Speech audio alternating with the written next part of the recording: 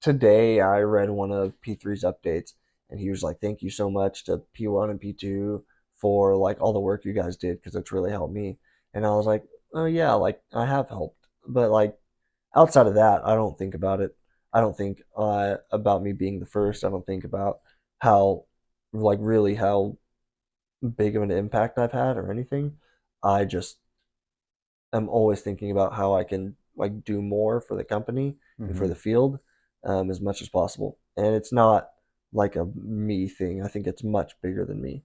I don't care if my name is ever like recorded or mentioned with this. You guys can refer to me as P1 forever, and that's fine. I don't need my face out anywhere. I only do this because I know that people want to like know and people want to like learn, and I think it's my responsibility to do that. But I don't like need it, and my family and I think are we're just here to help in any way we can. So that's it. I don't like at the very beginning people were like you're like an astronaut. You're like Neil Armstrong of like BCI. I'm like I don't see myself that way. It's like a weird way to put it. It's weird to be thought of that way. So I'm like I'm just a normal dude. Like I'm just trying to make a difference in any way I can, trying to help out, you know? Yeah. Well, I think it's special that you have like such a positive mindset, Mm, and then also like you're trying to do good for others. mm-hmm, I think like that's the special thing is like not everybody would be that way, mm, and then maybe some people would be on the fence about sharing their life super publicly, mm-hmm, but then the thing that like tips you over the fence is to be like an advocate for Neuralink, the company, mm-hmm, spread the word. Hopefully somebody who really needs this device, they could have watched one of your mm-hmm. interviews or listened to something you said or seen a post on X, and then it makes them apply. Yeah. So that's Yeah, huge. so P3, when I was talking with him and his family, they said that they watched everything that I've done, like multiple Oh, times. cool. So Yeah. they were much more into Neuralink before I was. They've been Okay. following it for years. But Yeah. they were saying like they were just so like enthralled by all of my interviews. They like watched them all because they just wanted to learn about Neuralink like as much as possible, what it's capable of, like what it can do for them and stuff. So that's really really cool. That was like I don't watch any of my stuff. I don't watch. I don't Okay. think I've watched a single one of my interviews. It's weird to see yourself on camera, so I don't think about Yeah. it. Um, but yeah, I asked. Yeah, I asked my family at the very beginning um, if they were fine with me like being out there in the public, Hmm. and I said, this could change our lives in a lot of ways.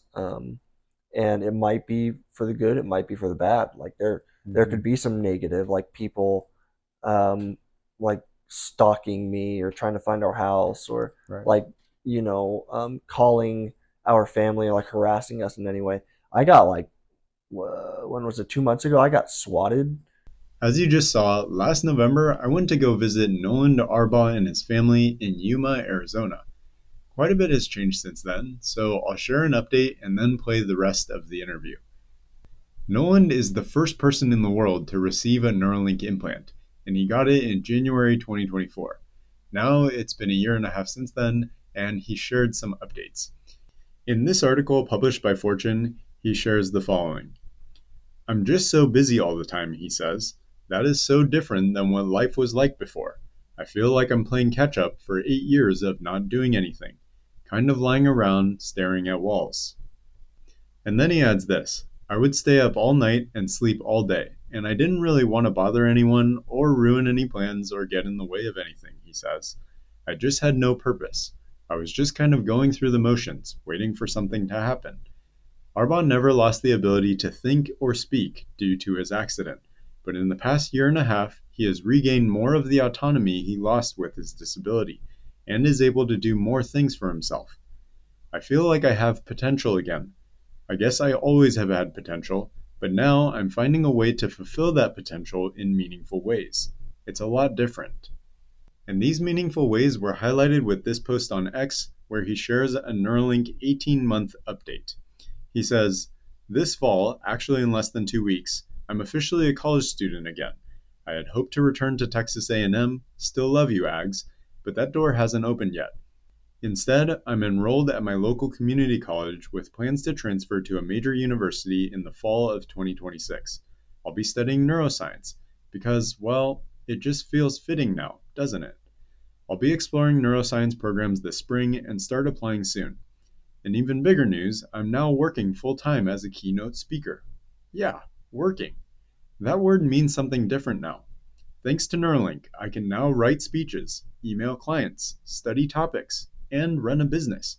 I'll be traveling, speaking, and hopefully helping people along the way. God's opened this door, and I'm going to sprint through it. Mentally. Physically, that's still a no go. For now. I expect many more great developments to come from Noland and the other patients. But for now, enjoy this interview and share with a friend to help spread awareness about this fascinating technology and company.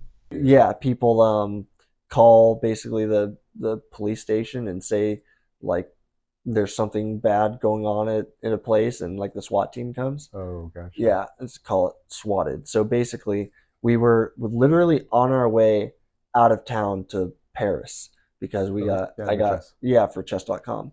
And well, sorry, like it was the day of or the day before, right? So like the day before, we were like getting ready to leave to Paris, and then like the sheriff's department came with like AR-15s and stuff, Oh my and gosh. they were like, someone called and said that there was an argument and a gun was involved, and Noland is being like hurt and stuff. Um, so they came like locked and loaded, and my family was just like, "What's going on? Like everything's fine. Come look at Noland. Like he's fine." They came in. I was like, "What's up, guys? Like, I'm all right. Like, nothing's wrong." So there was that, and then like as we were going, like leaving out of town to Paris, people were like trying to like switch over my like phone accounts and stuff to like take over my stuff. I don't know. So like I told them that these things could happen. They've Mhm. harassed like different parts of my family for like interviews or just like information on me and stuff. And I told them that, and I said, if you guys don't want this because it's a possibility, then I won't do it. Like I'm not gonna release all of my information and be out there if it's going to negatively impact my family in a way that they like aren't capable of handling or don't want to handle. Mhm. But they've been so supportive, incredibly supportive. They at the very beginning they basically said like, yeah, we know that it could change our lives, but we just want to be there for you and like help you, and we're okay. Our family at the from the get go, we've said we have nothing to hide. That's why we're okay like sharing our basically whole lives, our family, our house, like where we live, like anything. We're just open books because we have nothing to hide. So I think that helps a lot that we're able to do that with each other and communicate with each other and things. Um, and I think it's been really, really good. Yeah, Can you talk about that support, like even prior to yeah, the implant and then also even prior to the accident? yeah. So like I've always been in a pretty tight knit family. Like we're a big ish family. It's there's like five of us kids, and I think the age range is, geez, what's Natasha, 88, and then Tavi's 2001. So what's that? 13 years. 13-year difference between my older sister and my little brother. So like they were like leaving the house when my little brother was like in elementary, middle school and stuff. But there's like five of us kids. And so we've always been really close. I think my parents raised us like super family oriented. Like, family comes first. It's a pretty big part of our culture with like Samoan culture. Because that's like my mom's side of the family. And then my dad's side of the family, they all live like in Yuma or like in like a 1 block radius. So like Oh wow. right Yeah. behind us are my great grandparents. So my stepdad's grandparents. Right next to them is his like uncle and aunt and cousin. Right next to them were his parents. Um, Okay.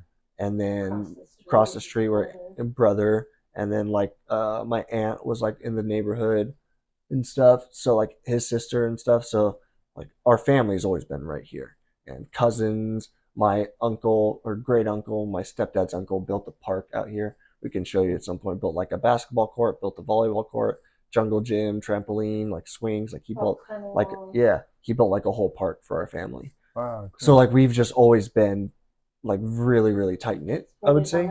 Yeah, it's Yeah. where you guys grew up and hung out. Yeah. So this is it's been family this entire time. So Awesome. yeah. So like we've always just had a really nice support system. This was And the then hangout house. yeah, that too. Like all of my for all of the kids, my older sister, my older brother, me, my little sister, my little brother, like any friends that we ever made, like they all came here because my mom's like the best host in the world, hostess in the world. My dad doesn't really like it that much, but my mom is just like she's just good with them. All of my friends love her. They think of her as like another mom. Um, my dad was always just like a guy that my friends could screw around with, and he liked to dish it out. Well, like dish it out, and it was just always a lot of fun to have everyone here. And I had always a ton of friends that were here all the time. We would come in at like 10, 11 p.m. at night.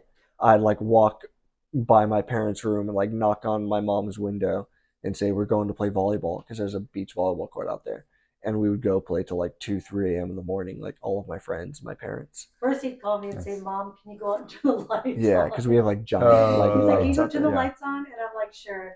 I turn them on and go back to sleep. Then he'd go knock on the window. "Mom, you coming out to play Yeah, volleyball?" because we're all like I'm a we're good a volleyball really player. well, yeah, Oh, we're all cool. really athletic. Not Yeah. my sisters; they suck.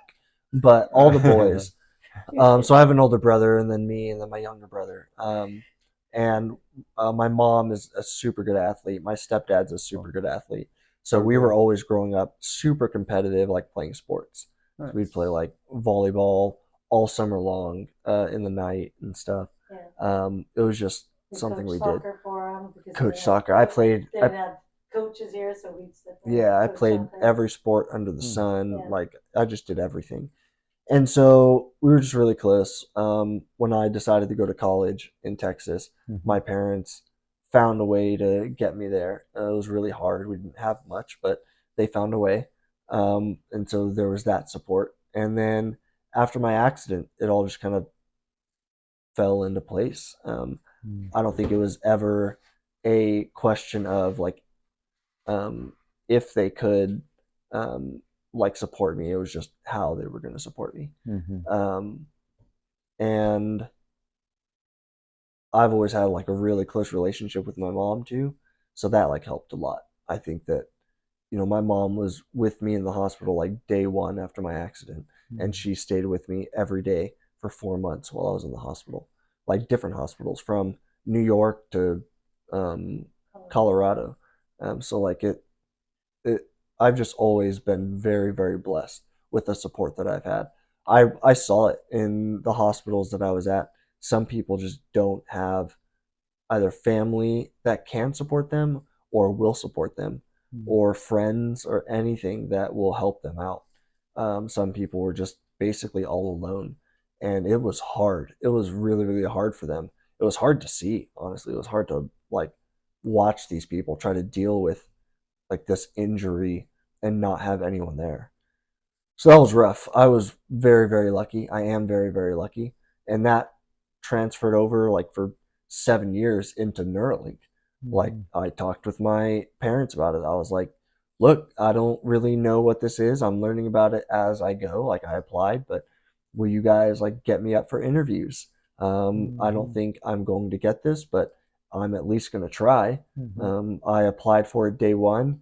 I put in like every Such a crazy process. yeah, I know. I applied for it like the first day it opened. I put my name on like the first slot on every interview section that they sent out, just because I thought I'm not going to get it, but like I'm not. I don't think there's anything memorable about me, I guess, but at least they'll remember me for being like the first person every time.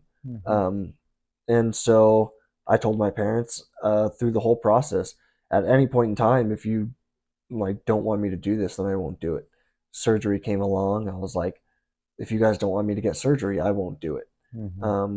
Because it's not just me, like I can't I can't put things on my family if they're not capable of or not capable or don't want to deal with it. Like if I had, all of this with Neuralink is a lot. There's a lot going Mm-hmm. on here. There's a lot that I need help with. There's a lot that I already need help with as a quadriplegic. So like it's just adding on more stress. It's adding on more of a burden. It's adding on more like work. And so I can't make that decision on my own because it's not just me, Mm-hmm. I can't do anything on my own. It's all on them. They're the ones that have to get me up for interviews. They're the ones that have to get me up to travel if I want to go somewhere to, Fremont to Texas to Paris. It's all Mm-hmm. on them. So I can't do this alone. I can't make that decision on my own. So I had to walk through it with them every step of the way, and they were incredibly supportive. They were always there, just saying, if this is something you want to do, we'll support you with it and do what we need to do to get you there. Or we'll take off work for 2 weeks to go stay in Phoenix before and after your surgery. So I mean, like, it's been uh, really great to have them, and I'm really blessed to like have a family that's willing to do that for me. Yeah. Yeah. Um, can you share more about your childhood and just hmm like I've seen a bunch of your interviews and I kind of know your backstory, but for those who maybe aren't familiar, can you just share like how normal of a guy you are, like Yeah. how normal your life Jeez. was? Yeah. So I grew up. So I was born in Hawaii, at Eva Beach, on Oahu. My dad was in the Marine Corps, um, and when we moved back to the States, he got restationed. When they moved back to the mainland, I think I was only three, maybe 2 or 3, so I was really young. So I don't remember any of Hawaii. My parents got divorced, they separated and stuff. So my mom ended up staying in Yuma because she met my stepdad, and my biological dad um, moved to Washington, and he remarried and had they had she had like 2 sons, so I have 2 stepbrothers there. Um, so my mom married my stepdad. He already had a daughter, and then they had a son. So I have 2 older biological siblings: my sister Natasha, and my older brother Nick, and then I have 2 stepbrothers who are both older, Jay and Tim, and then I have a younger stepsister, Hannah, and then I have a younger half brother. So like I grew up with a lot of siblings. Tabitha.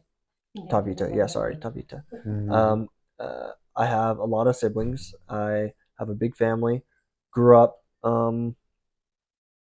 We didn't like have a whole lot growing up, but we got by. My parents worked really hard to make sure that they supported us. They worked like multiple jobs and everything just to make sure that they could feed 5 kids and give us at least some semblance of like things that we wanted to do and have. Um, and then let's see, I was really athletic. My whole family is. We grew up playing sports. I grew up playing soccer. My biological dad was a really good soccer player. So my older brother and I played. My older sister is not athletic at all. She's terrible.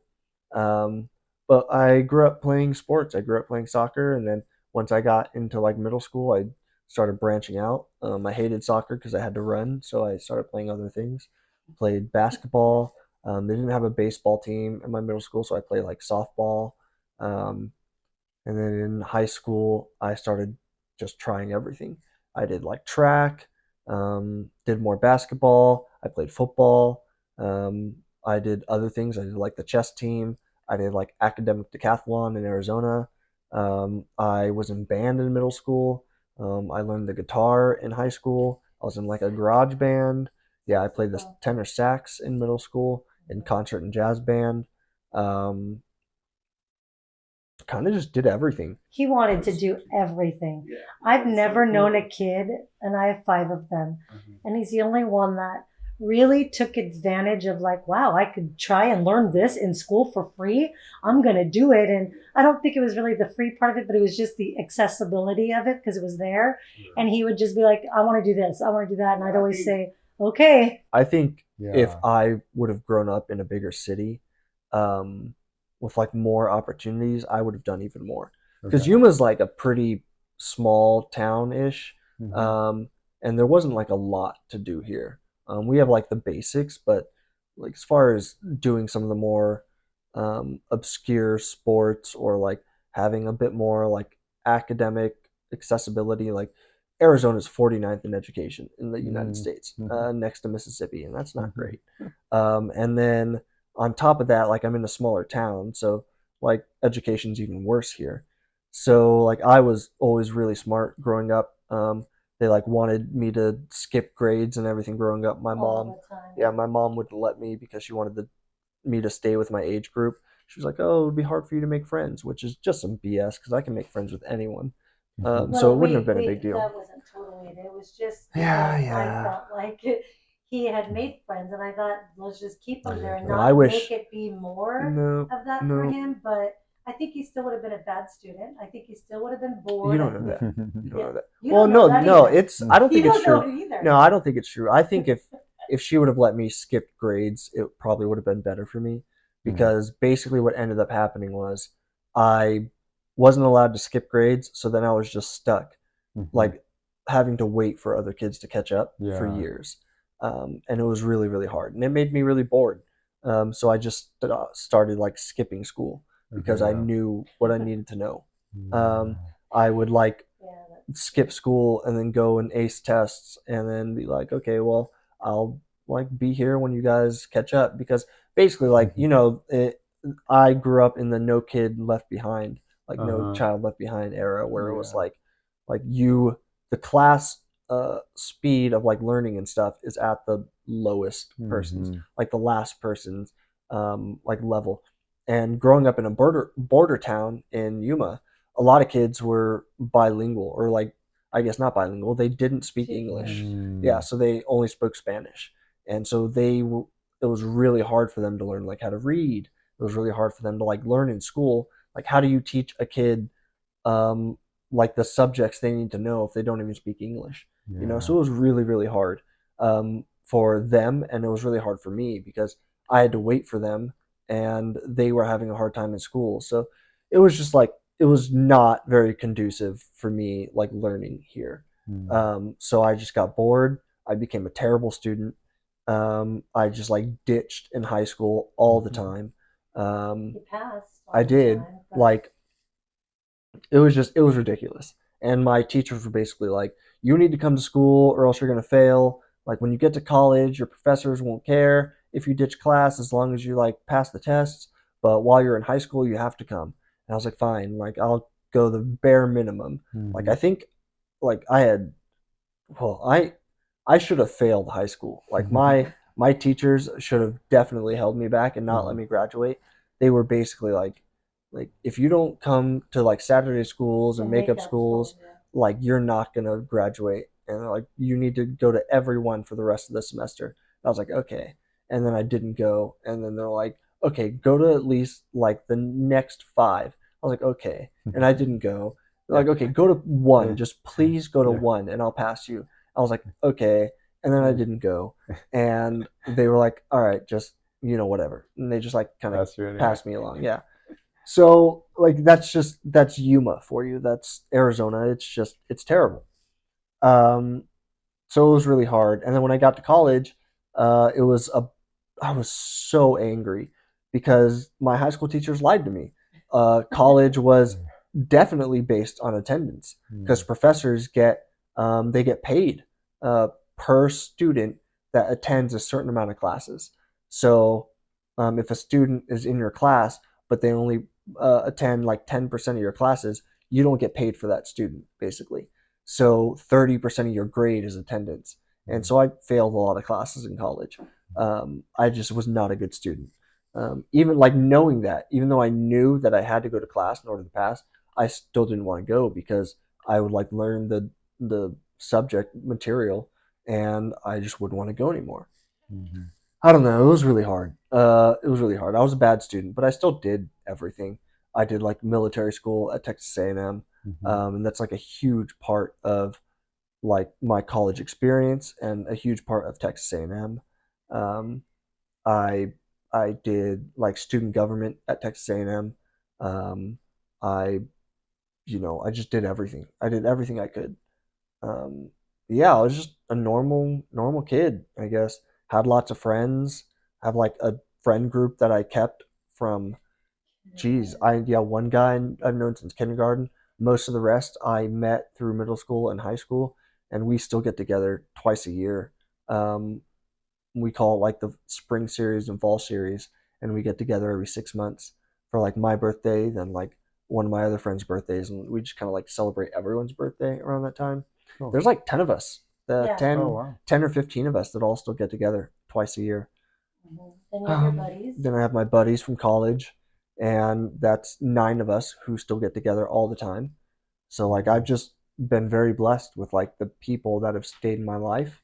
And the good thing about that too is was so normal for him, and having a family like us that he has already said he's super blessed with is, we were blessed too, because when his accident happened, they really never left me alone at the hospitals. My friends. Oh, His yeah. friends, his buddies, they would come and they would all talk and be like, when are you going? When are you going? And I'd get 2 or 3 at a time to just spend the weekend with me, or to be there in some capacity. Someone was there with me. I probably for 4 months. So I think maybe I'd say probably 2, and that's being generous, that I was probably didn't have someone there with me for a weekend. And it was just, 2 weekends probably, but I had someone there with me. And it's just a testament to who he is and who his friends are. And, people always ask, and it's normal to us, because that's what all of my kids have experiences. They've had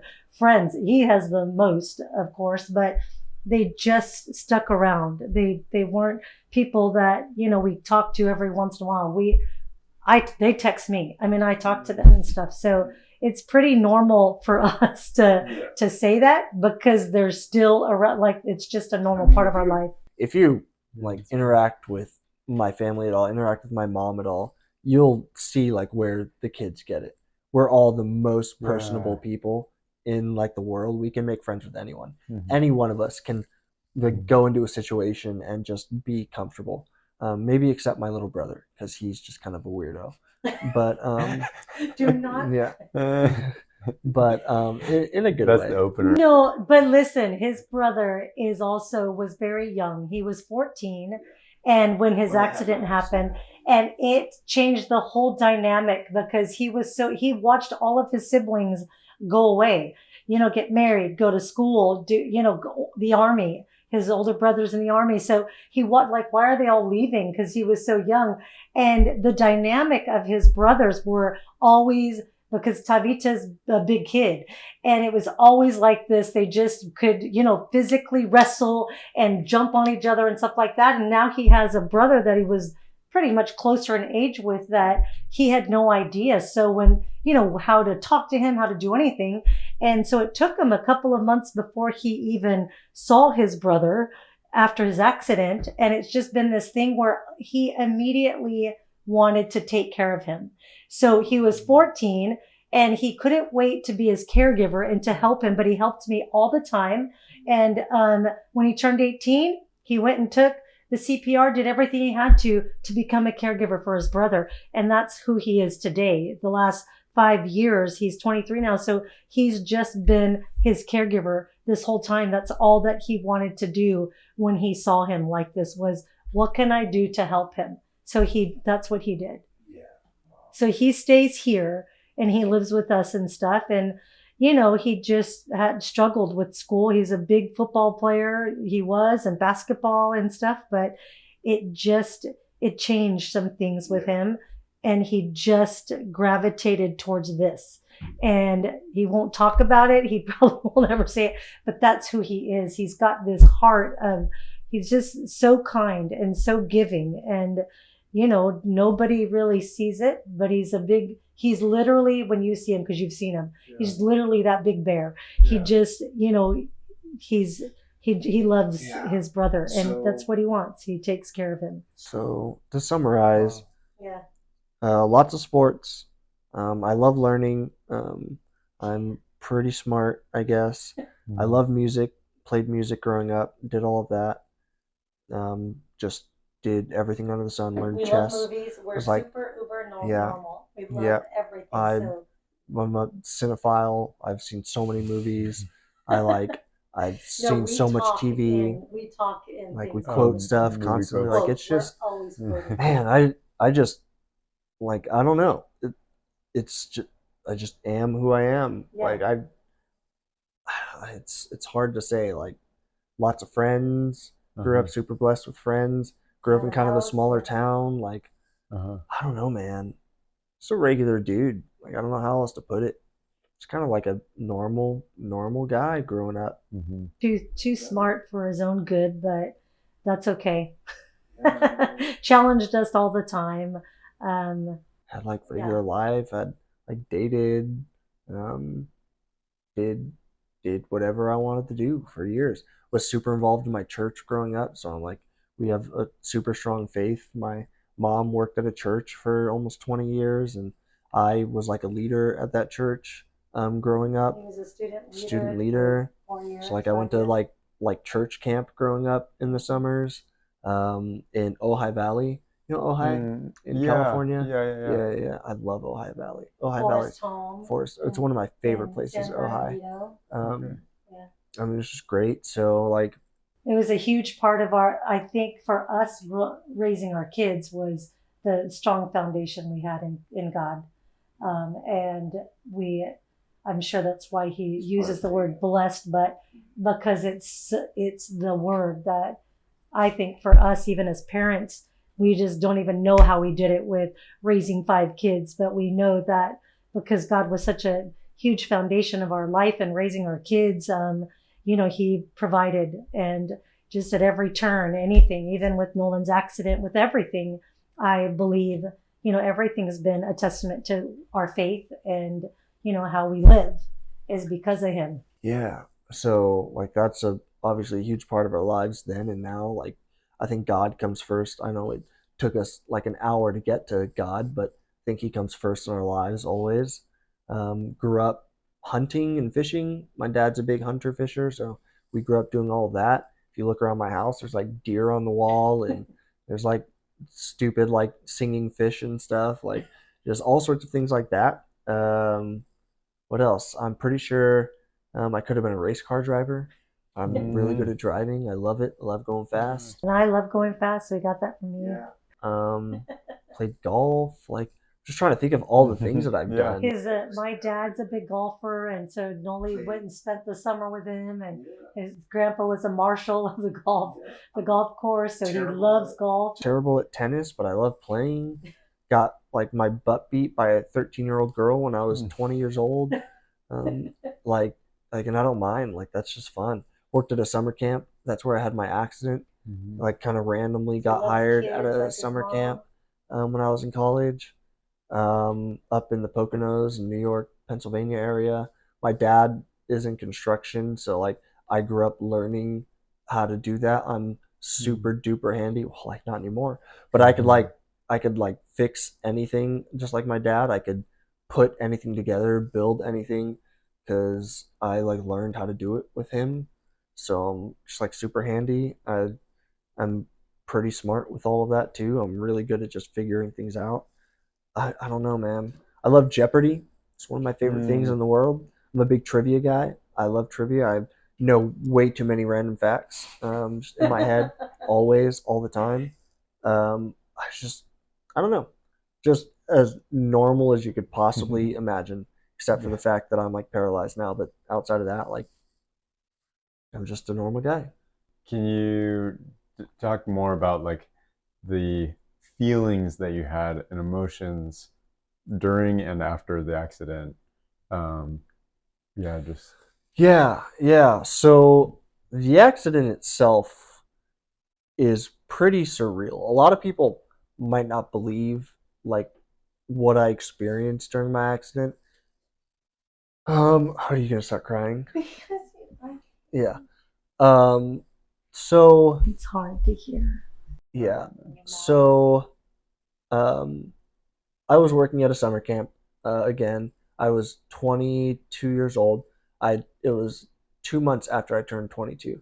A bunch of like the counselors at the summer camp and I went out to a man-made lake in New York, Pennsylvania border at Binghamton Lake in New York, and we were just having a day off. I um a couple of guys and I saw some girls standing in like the water, like waist deep water ish, and they were like had sunglasses on. And they were like had their hair up and it was dry, and we were like it'd be really funny to go and like run in and dunk them in the water.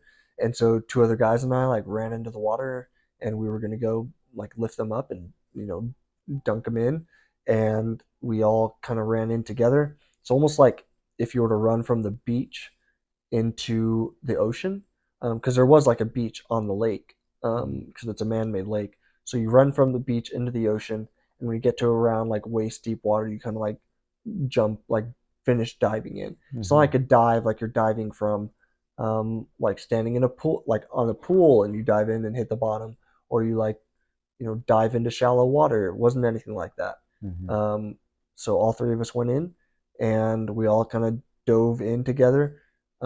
And two of them came up, and I didn't.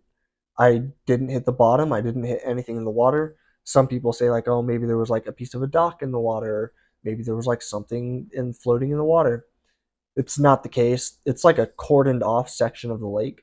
So like people have been swimming in that area for decades, and there's nothing there. So I think what happened, I'm pretty sure, like 99, 100% sure. I don't know.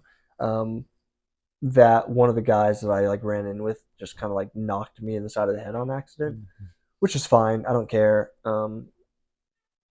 Someone actually told me recently that maybe I should try to reach out to them and make sure that like they're okay. I don't actually know who the guys were. I've Hmm. never thought about like because it's hard to say.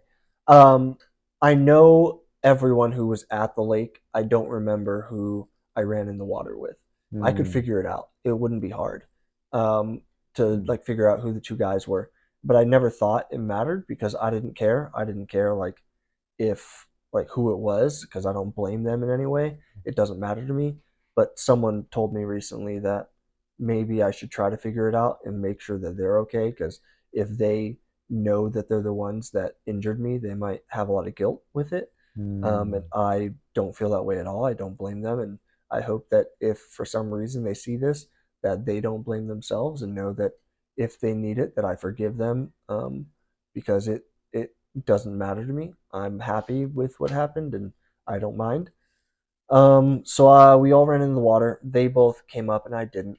I remember waking up face down in the water and like just knowing that I was paralyzed. I like woke up face down, tried to move, and I couldn't. And instantly I knew, like, okay, I've been paralyzed. And I've always been just the most chill, relaxed, no stress, like carefree guy in the world. Like people would tell me like, "Oh, I'm stressing about this or that. I'm stressing about my exams. I'm stressing about, like work. I'm stressing about, what I'm going to do in the future." And I'm like, "Why? Like there's no reason to. Just don't stress. Like it's Hmm. that easy. Just don't stress." And they're like, "That's not how it works." I'm like, "It kind of is. Like you just don't Hmm. do it." So like that's just always how I've been. And so I preface like what I was feeling in the water with that because people might not understand just who I am as a person. Like I don't freak out about things. Hmm. So when I woke up face down in the water, I wasn't like freaking out by any means. I tried to move and I could like feel my body like a little bit shaking, like like it was trying to move but it couldn't. Hmm. And I was just like, okay, I can't. So I was holding my breath, like face down in the water, for maybe like 15 seconds. Maybe it was longer, maybe it was shorter. It felt like a little bit longer, but in that situation, it's kind of hard to tell. Hmm. And I just realized, like, okay, well, I can't do anything, so just hold my breath and hope someone comes and like rescues me. Hope someone comes and like takes me out of the water. So I was holding my breath as long as possible, and um, after a while, I realized I couldn't hold my breath any longer because like I can't do this forever. So I just decided to, take a big drink. I'm like, now's as good as time as ever. And I wasn't thinking like I'm gonna die, like this is it. It's kind of hard to explain. That thought never went through my mind. The thought of like this is the end never went through my mind. It was more just like come what may, like whatever happens happens. Like if I drown right now, which I technically did, if I drown right now, like if this is the end, this is the end, and if not, then it's not. And that thought just kind of like flashed through my mind, but it wasn't like a, oh, like I didn't do this or that, or my life didn't flash before my eyes. Mm-hmm. Like I have so many regrets. Like I miss, my family. I miss my friends. Like I wish I would have done this or that. Like I'm sorry or whatever. Like none of that happened. It was more just like, what do I do? Can't do anything. That sucks. Like okay, well, can't hold my breath forever. So let's see what happens, sort of thing. Mm-hmm. Um, so I blacked out. I remember being on the beach after two girls, Nat Wavis and Bridget Jackson, who I think every day of my life really that they pulled me out of the water. I love them to death. Nat actually started a little company, Benny Supply Company. So if you Mm-hmm. guys want to support her, please do. Nice. She's the one that pulled me out of the water. Little plug. Hey Nat, hope this gets clipped. Everyone buy her stuff. Benny Supply Co. She's awesome. She saw me face down in the water and walked over. She thought I was joking, and that like once she came over, I was gonna jump up and like pick her up and dunk her in the water or something like that. So Yeah. she thought I was just messing around. She came over and like kind of poked me in the shoulder. She was like, like stop screwing around, sort of thing. And then when she poked me in the shoulder, my body just kind of like in the water just rolled over, and she saw that I had drowned basically.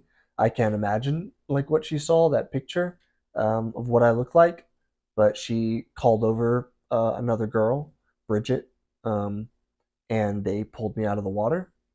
Uh, they, I think they must have done like CPR or something on me. Um, there was a nurse at the beach just kind of randomly on her day off, and so she like ran over and said like I'm a nurse, whatever.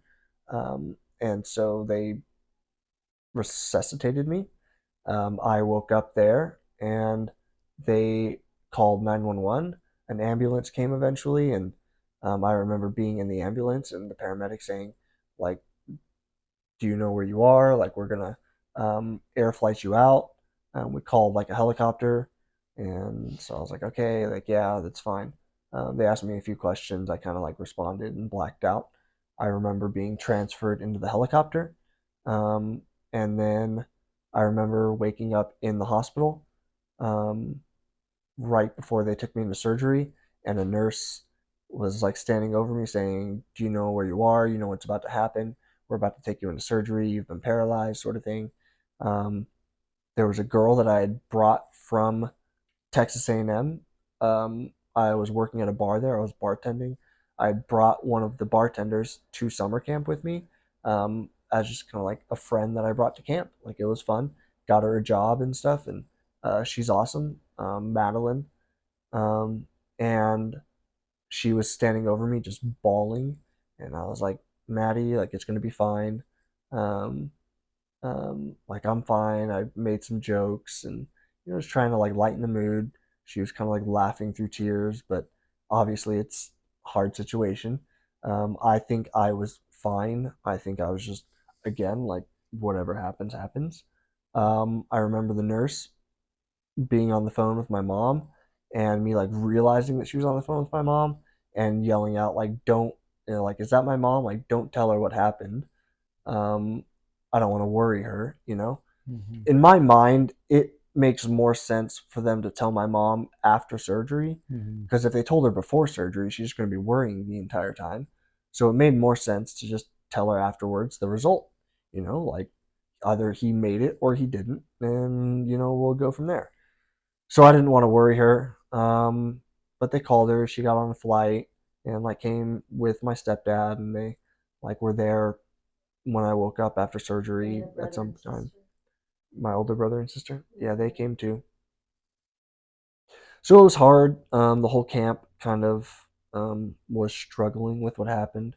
I was a pretty big like piece of that summer camp. I had made a lot of connections. I was like my third summer there, so I knew all the kids.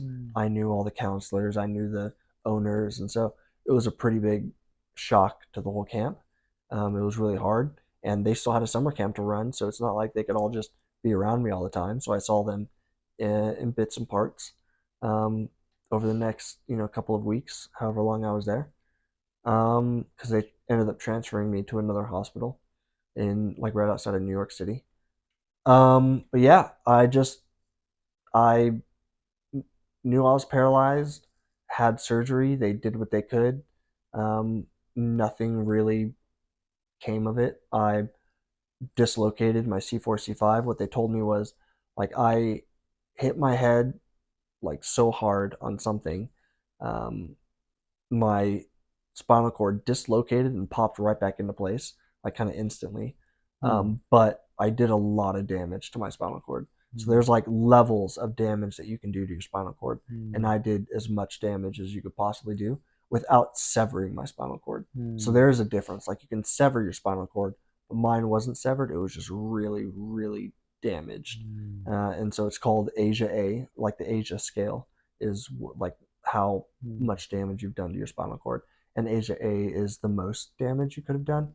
So I'm a complete quadriplegic, which means I have no sensation or feeling below my level of injury. I'm sorry, not sensation or feeling. I have no sensation, feeling, or movement below my level of injury. So C4, C5. So that means like I can move like my shoulders and stuff, and obviously my neck and everything. I have like a little bit of movement, tiny bit like in bicep and stuff, but I can't really like lift up my hands. I have no feeling like below my shoulders. Like middle of my chest, basically down, is all just kind of dead. Um, so yeah, and obviously it was hard. I remember waking up in the hospital. I was intubated, had like a tube in my mouth. I had like wires and like needles sticking in me everywhere, and just all sorts of stuff in my body. And I remember seeing my mom for the first time and just kind of like bawling. That was pretty hard. But at the same time, I was on fentanyl like 3 ways, and that was pretty fun. Ativan and fentanyl. Yeah, like I hallucinated for a few days, a few weeks in the hospital, and that was great. I felt awesome. That stuff is amazing. Like I understand the fascination with fentanyl.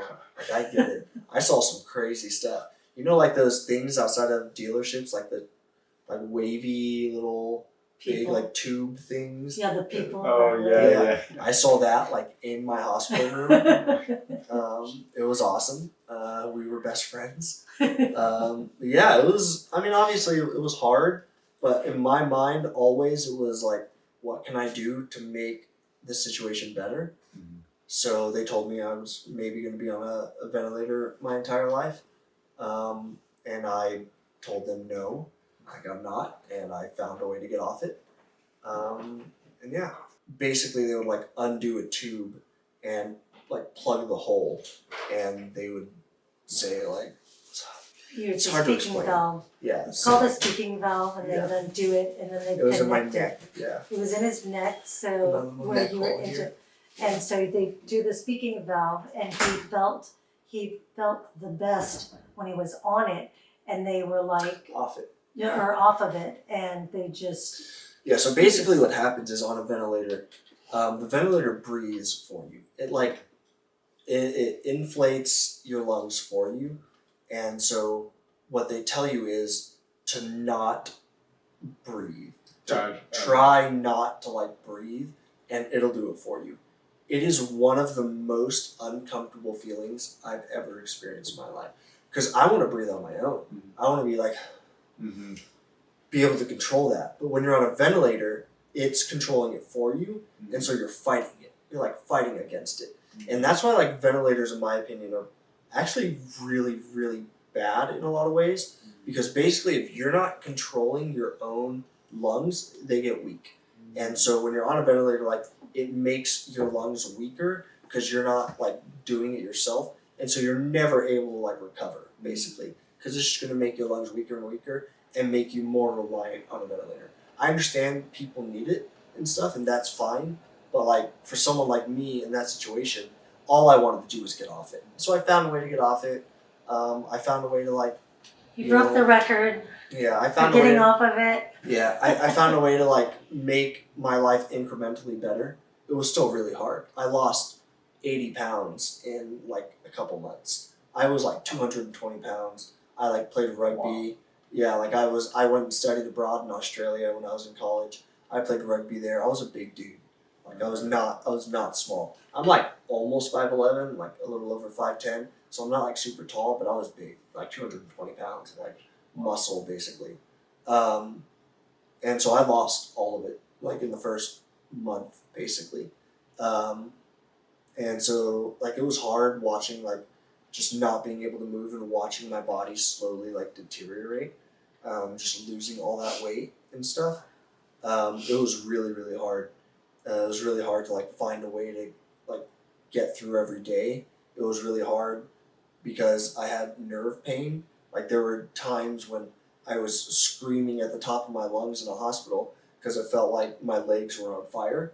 And like phantom pain. yeah, it's like, like phantom limbs and stuff, and it's all nerve pain. And obviously it's not, I can see my legs, they're not on fire when it feels like it, like, what do you do? And so, like, I would tell, like, the nurses, like, give me something for this. And they gave me, like, some, almost like fentanyl, basically, like some pain meds, but it didn't help. And then I was like, I need more. And like, well, you have the max dose, so you just have to go to a happy place, is basically what they tell you. they're like, so we can't give you any more, so you guys like find a way to get through it. Gosh. And so that's what I did. You have to, like, what else are you gonna do, So I found a way, not easily. It's not like I was like, okay, like, go to a happy place. Yeah, that makes it better. But like, yeah, I developed like a language with my mom because like I couldn't really speak for the first month or two. I wasn't strong enough to speak or anything. I was on like speaking valves and I was on all these different things under their control. So it was only a few hours a day. He always pushed everything because, like he's saying right now, he didn't want to. He wanted to figure out a way to walk again, anything that he could possibly do. And a doctor would come in and say to him, we're going to do the speaking valve for a couple of hours today. And Noland and I, because we talk, he's like, 4. And they're like, no, 2. And he's like, 6. And they'd say like, no, like, we'll do it for, I think maybe she went up 1 more hour, but then they forgot about him. And he was on it, what was it, 6 or 8 hours that day? They were like, you're going to be off the ventilator for 2 hours. And they kind of forgot to come back and put me back on. So I was off it for 8 hours, but it was great. It was great. It was the best he ever felt. So good.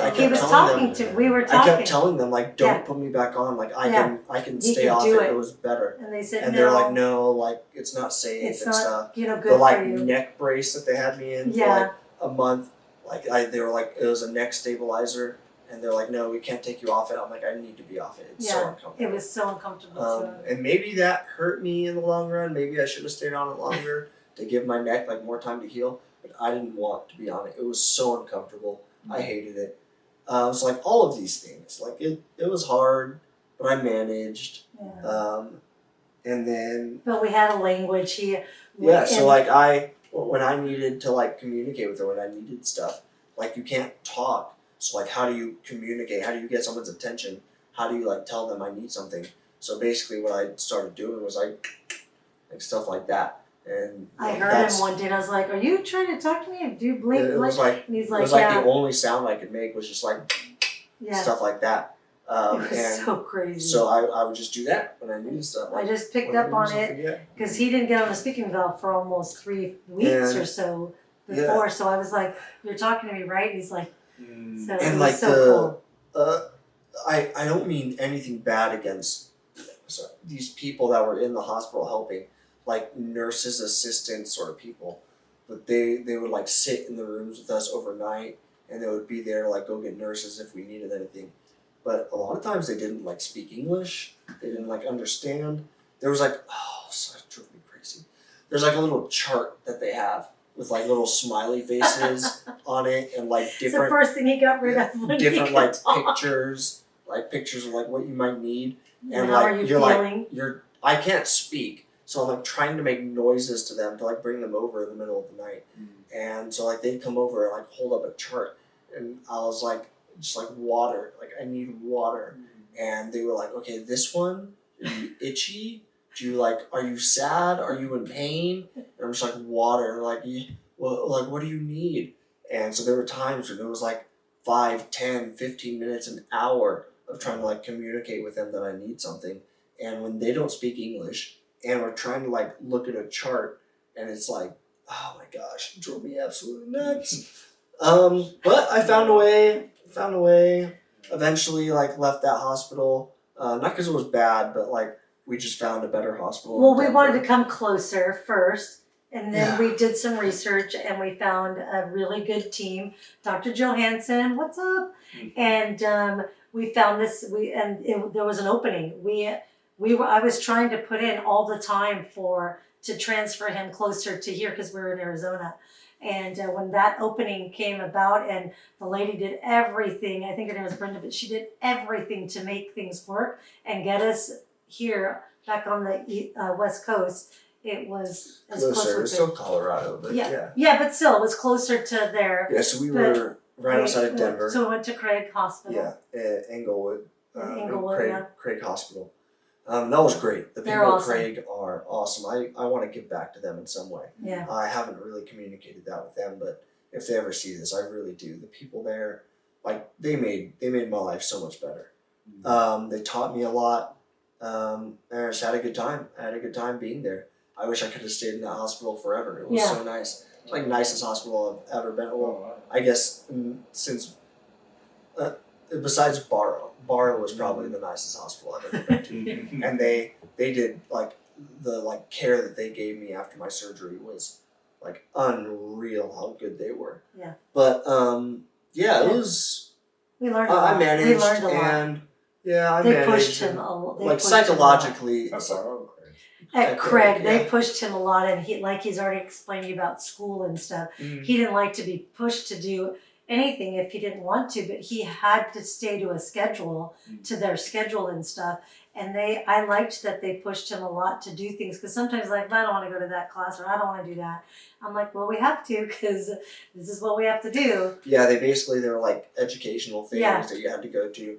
And if you didn't do it, then they wouldn't let you stay in the hospital. Yeah, and So it helped me too, because I learned a lot too. Yeah, but it's all about like getting people to not just wallow in sadness. You know, like so It was teaching. It was a yeah. lot of teaching. Yeah, it was good. And But they taught me a lot, because I had to take a lot of tests, and I also yeah, I they did too. ended up getting to know me well enough where I actually did a lot of things for Noland medically that they would let me do and teach me how to do, because we knew from the moment this happened, he was going to come home with me. I mean, I don't think we ever thought of a home or we thought of anything else. It was just like, how can we make this? And so it was different for them too, because they don't get people like me, like us, that speak like that. Usually it's like, well, can we find a home to put them in for a few days a week? Yeah, or are we this gonna or get that? like a Yeah. nurse? How do we get a home How do health we nurse? how do we Like do what this? are the But I wanted services? to learn everything. But my mom, they told her every day that you could be a nurse. I had to take tests about like what like my situation was, so I learned. It's just like a lot of educational stuff. Yeah. So he So we did that, but psychologically the whole time, obviously it was hard. There were days where I cried and like didn't want to do anything. There were days when like I was just so angry, but they weren't as many as you might think. Yeah. I think at the beginning, like I was pretty like just quiet for a while because I was just trying to deal with it. But after, a couple of weeks, I was starting to like be a bit more upbeat about things. I remember one day specifically, a couple girls like sat me up, like physical therapists, sat me up on my bed for the first time, and they were like trying to do some like physical therapy, and I was just kind of like dancing along, like having a good time, like playing music and just kind of like, like doing stupid dances like this, like like I can't dance, Yeah. but I can kind of like move back and forth. Mhm. And so I was doing that, and we were all just like kind of cracking up. And that's just like that was a couple of weeks after my accident, because I never once thought that this was gonna keep me down in any way. Like I never thought like this is the end. I was just thinking like this is just something else, you know. It was they always say like you need to find like your new normal and stuff. I don't really like that phrase. I think it's like it makes sense. It's true, but I don't like it. I just think that it's just a different path that I was on now that I had to learn, that I had to take. And I feel like God put me there for a reason. And I mean, there were a lot of things that I was not like doing right in my life. I wasn't like living my life right in a lot of ways, like morally and religiously. Like I don't think that I was on the right path as like a Christian and stuff. So I always say that like my accident actually saved me in a lot of ways. Like when you think about like this might be a bit much for some people, but when you think about like eternity and your like soul in eternity, like becoming a quadriplegic is probably one of the best things that ever happened to me, because like I would rather take this being paralyzed and having to deal with this now for however many years, 10, 20, 30 years, 50 years, than like continue living the way I was and spend an eternity like in damnation, basically, like in hell, away from God. Like I think when I was pulled out of that water, like God pulled me from the fire as well. I always say that, like it just makes sense to me. It makes sense that like that happened, because otherwise I would have never changed. Like when I think about like where I was and the path that I was on, like for someone to change my mind at that point, it would have taken would have, I don't think anyone could have. Like I'm not someone that is easily swayed, or I wasn't at that point, I guess. I was very, very hard headed, and so like I think becoming a quadriplegic was about the only way to change my mind and change my ways. Oh, sorry. That's okay. No, that's yeah. Sorry, little robot guy. Yeah, sorry about that. But yeah, so but psychologically, I was good. They had me on a lot of like antidepressants and stuff, and I got off them immediately. I was like, I don't Pretty need quick. these. Yeah, Yeah. pretty quick. I was He like, was like, I don't need this. I was like, I don't need them. Yeah. And then they had me in like therapy sessions, and I didn't need them. I just kind of like It's like- chatted with my therapist about random crap, but I didn't need it. I think they were like, I always think about this. My therapist felt like, oh, this is his way of coping. Like, Yeah. we're going to talk about random things, and Yeah. that's just his way. Like, maybe he's avoiding stuff, or maybe he's just trying to get to know me. And after a while, as we talk about random things for a while, then he'll like trust me and then open up about other things and like get to deeper stuff. That never happened. So I was like, I don't need it. I don't need it at all. They'd ask me Yeah, I too. They'd talk to me and ask me like, Yeah, "Is this is what you?" I'm like, "I'll I'm talk to you if he wants to." you I'm know? just I'm capable of dealing with things on my own, and I don't mean like I don't need help, but like psychologically, emotionally, like I can deal with all that on my own, because I know me better than everyone, and I feel like I can like see what is going on inside myself and how I need to change. I don't need a therapist to tell me that. I feel like I have the tools to do it. And that's what therapy is. Therapy isn't about like going and talking to someone and like just talking about your feelings nonstop for the rest of your life. It's about going and learning tools to deal with life. You go for a certain amount of time and you learn how to deal with it, and then you do that in your life. I already had the tools. Like I knew. I don't know how I had the tools, but I knew how to deal with it. That's just who I am. So, God created you that way. yeah, which probably has to do with how I was raised and everything. And me, I mean, Yeah. I'm a big influence of Yeah. who he is, because Yeah. I'm the same way as him. Yeah, we're Well, pretty similar. I'm sorry, he's the same way as me. Yeah, a we're lot of very the similar. traits that he has are from me, like just think I life. do. We're carefree. I mean, I'm super, super carefree. It's hard for people to take me in certain ways, because I'm like, yeah, it'll work out. Things are gonna be good. Everything's good. And he I saw a lot of that in him, and I know and he loves Jesus, and I know that that's where we go to when we need that one-on-one personal relationship we have, with God. And I know that I could see his brain working when people ask me. I'm like, he's got it. Like, I'm not worried. I'm not concerned. I'm his mom, because he would unload things with me or talk to me and stuff, but little things here and there. But yeah, he really seriously pulled things together quickly where I was like, I would even say like, are you sure you're okay? And he's like, Mom, I'm fine. And then I always know that kind of tone and stuff that he does. I'm like, okay, good, we're good, you know. But Yeah, so that's about it. I think I'm a good dude, yeah. I think you're a good example to folks who, suffer from an injury, and then your mindset is like a good template for them to copy. Like, Yeah. So we were just talking about this, and I've had people like say that something like that to me before. I think I'm a terrible example. I honestly do, because how I am, my mindset is not transferable. I don't Okay. think. It's hard to get people to be like I am, to think like I am. If I just tell people like just relax, like don't stress, and Oh, gotcha. Yeah. like you're like everything will work out and stuff, people don't take that well. Yeah. People aren't like, "Oh, okay." Yeah. Like, yeah, that works, man. Like great advice. They're like, it doesn't work that way. Like you can't just not freak out about stuff, like, but I'm a super stable guy. Like Yeah. in high stress situations, I'm just like, all right, like what do we do? Like how do we get out of this? How do we make things better? Like people aren't like that, and I don't know how to like get people there. There's like a disconnect, I don't know how I got here. I don't know like if this is just how I was born, or if there was like a moment in my life where I was like, oh, this is just better. This is the way that you should be.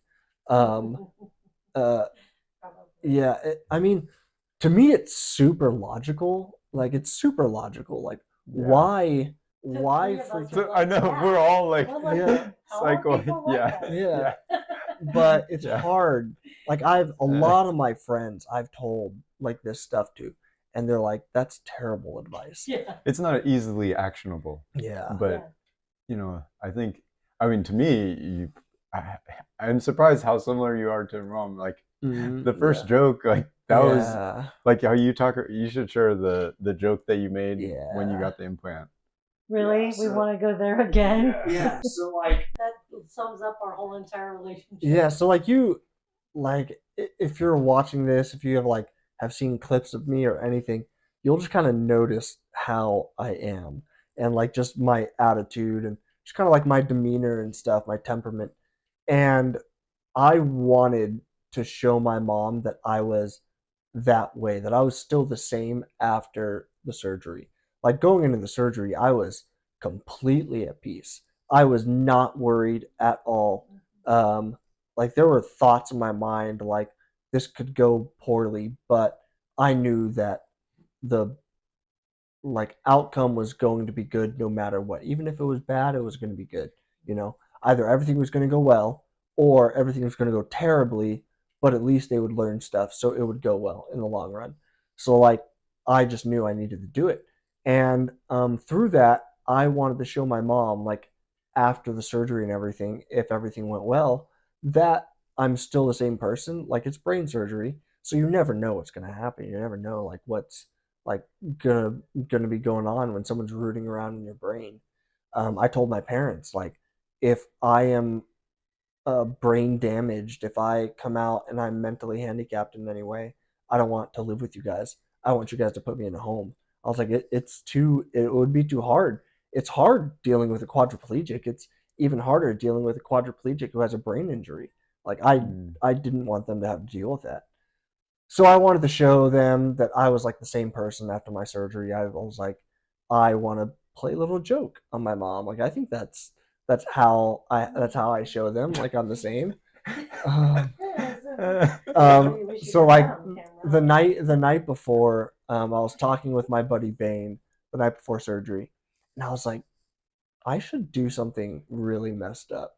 Like I should tell my mom like after surgery or something that like I have amnesia or do something like that. And we were just cracking up, and he was like, dude, Luck that would be all the way yeah. that he Well, like did he was mess like, with me. dude, that would be so like messed up. That's so funny. Like there's so many things. We're like going through all these scenarios and stuff. And I was like, I'm gonna do it. He was like, yeah, okay, you're not gonna do it, kind of thing. Like you Yeah. say those things, but you never know like if you're going to or not. And I didn't know like if I was gonna be like lucid enough to Sure. do anything because Right. you're on anesthesia and stuff. So like I have the surgery and I wake up and I remember very vividly, like kind of being a little out of it, but like enough to like think coherently.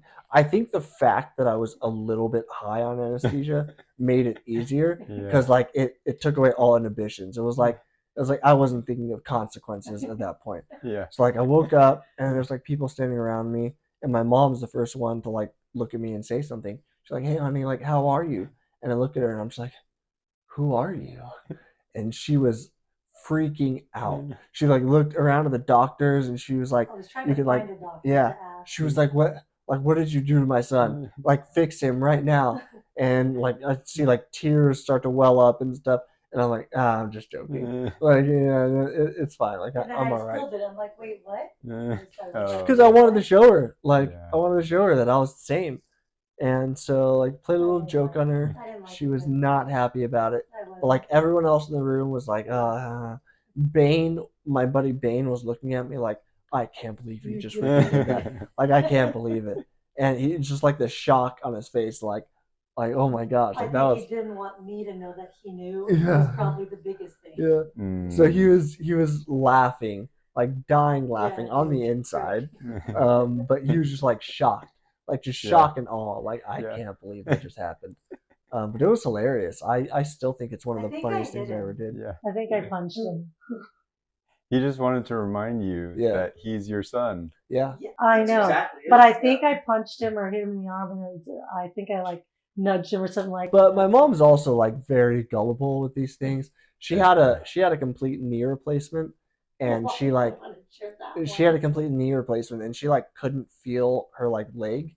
And my dad looked at her and was like they had to amputate. I said, "What happened to my leg?" Because there was so much. There was like nothing here. It was just a cover, and I couldn't see anything. And I was like, "What happened?" I was also under a lot of stuff too, but I was like, "What happened?" And he told me that I didn't have the. Yeah, I was gonna have you finish. Yeah, he was like they had to amputate. Like the surgery didn't go well, basically, and so like you don't have your leg anymore. And she's like all drugged up too, and she's like, "What?" And just starts like crying and I stuff. was And like, "Oh my gosh, really is that bad?" He's like, "Yeah, sorry." Him and his cousin were doing it together, and my triplet sister, she was there with me, and she's like, "Stop it, you guys! It's not funny." I'm like, "You let them go through the whole story, and then you tell them that after I'm like in tears, crying and stuff." And she's like, "Okay, no, it's not funny." Yeah, I am. I am that way because I trust and love my husband and my son. And I didn't think that they would do that to me. And they take every opportunity at my weakest time of me being so loving and like, oh, what happened? I mean, this is brain surgery. And then he says that. Yeah, of course I was freaking out. I was like, what'd you nick in his brain? it was the most perfect timing Yes. of any joke that I've ever Oh, told yeah, in my that's really life. funny, Nice. huh? Like situational, like the fact that I was just barely lucid enough to do Yeah. it. Like, oh man, it was Yeah, great. timing was everything. Yeah, it was great. Yeah. It was great. Yeah, thanks But for it's asking just that question. That was good. yeah, but My it's just like pleasure. it's just like to show her that we're the same, you know, that like everything with me is good and everything. Like I could have been like, yeah, mom, I'm okay, but like doing that just showed her like immediately, like, okay, this That was is I like had, then yeah. then like you're still the same. Everything's gonna be fine. Yeah, that sucked and that was really mean and I hate you for it. But at the same time, like everything's good. Obviously, we can laugh about it today because it's funny. I'm still figuring out a way to get him back, and I will. It's been, just 9 months, but I will. I will plan something really good, and it'll be on camera. So we'll definitely have to do something like that. But yeah, Nolan did this with when he got the speaking valve on, And we were like, I remember praying with him and we were talking about like, because they were telling us about his cords, his voice box and things that it could be damaged. Like we didn't know what he could do when he got the speaking valve on. Like they didn't know. And so when he talked and the very first word he said was mom, and it was like, we just, I know his eyes, I know I welled up with tears, but it was just like one of those things. And I'm sure if he would have thought about that, he probably would have taken that opportunity too and said, That's a good point. I probably should have played it he differently then. he could have done it then too, but we're jokesters. It just proves that we love to get each other's, just laughing or making a spectacle or so, whatever it is, because we've done it. And in the middle of like surgeons and doctors and all these nurses. He had another one too that morning of the surgery with Elon Musk. He had the best one-liner. Ron and I were like hung up on the phone, and like I had 10 people standing around me, like like, oh man, that was fun, like good for you, like you got to talk to Elon. And I was like, hopefully he wasn't too starstruck. Like, it's just good. Everyone starts cracking up, and then we were just like, it just like eases tension, like before a historic brain surgery or whatever, everyone's kind of like on edge, and I do that, and it's just like all right, let's do it. That's good, it's kind of always how we've been. And the other, You would do the same thing. I would do the same thing. That is the absolute truth.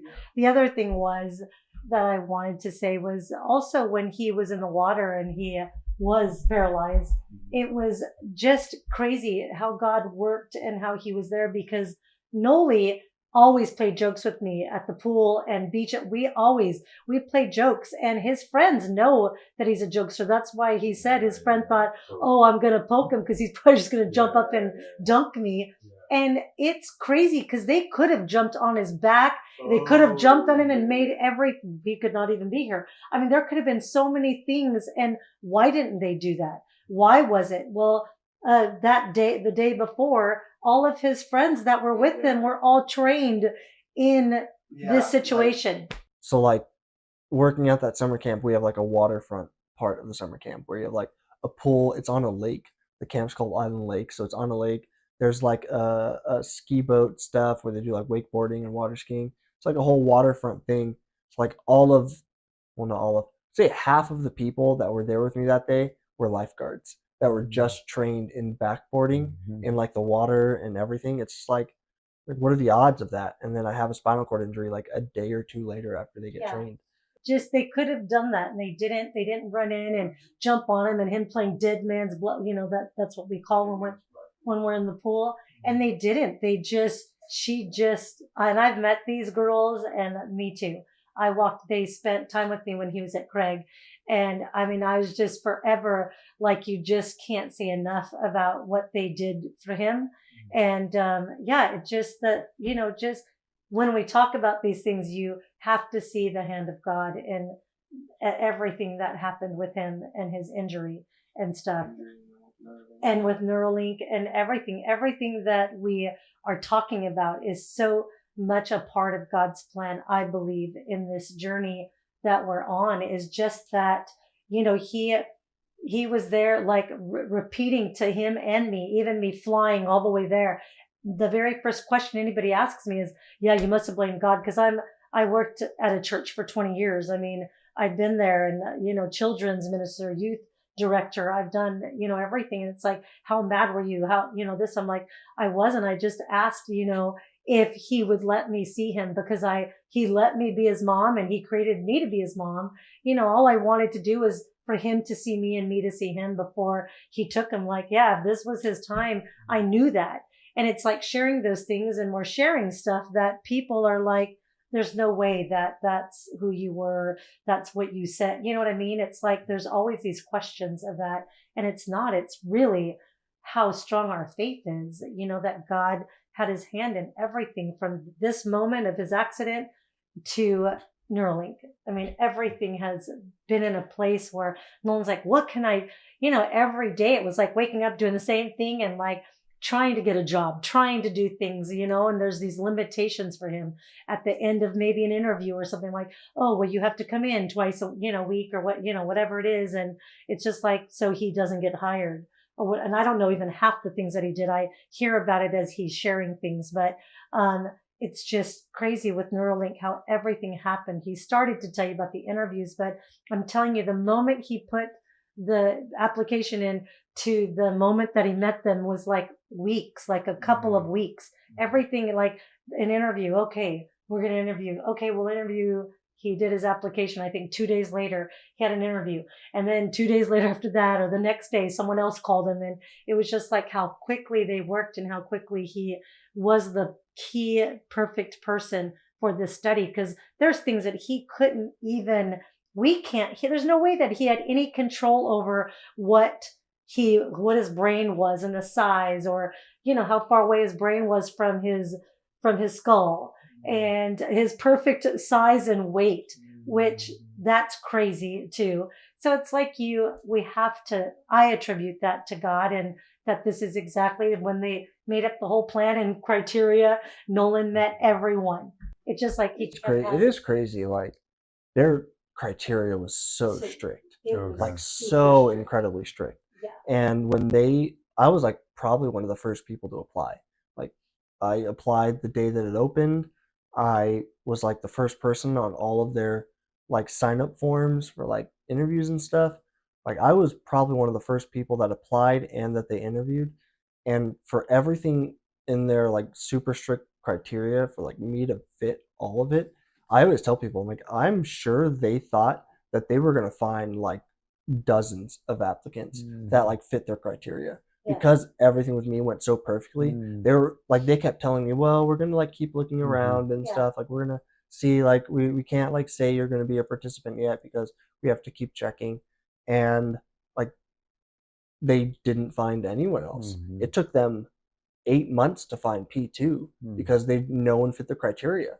And they were like, well, we're going to like lessen the criteria. We're going to like change it a bit to like be a bit more inclusive because they just weren't finding people.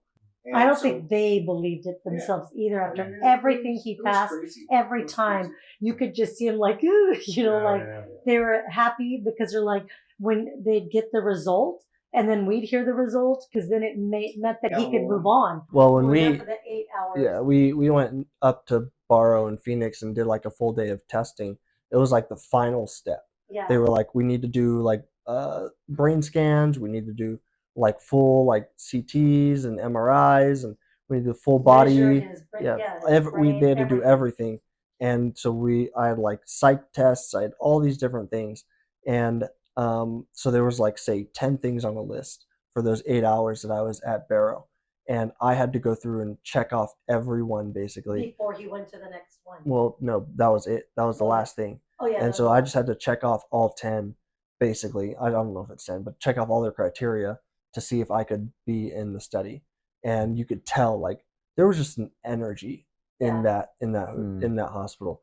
Like the electricity and like people's just demeanors, that like how excited they were. They were like, we're so honored to like be here with you and be working with you.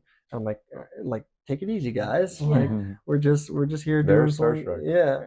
I mean, it was weird. It was weird. At that point, it was more or less that he kept passing things and doing well. And you could tell, and they couldn't tell us, but you could tell. Okay. Like each time they came back, you could tell. They told us, they're like after each your psych ones was the biggest one I think I saw after you did the 2 psych tests and you had to memorize those things, and they walk out like, okay, like check passed.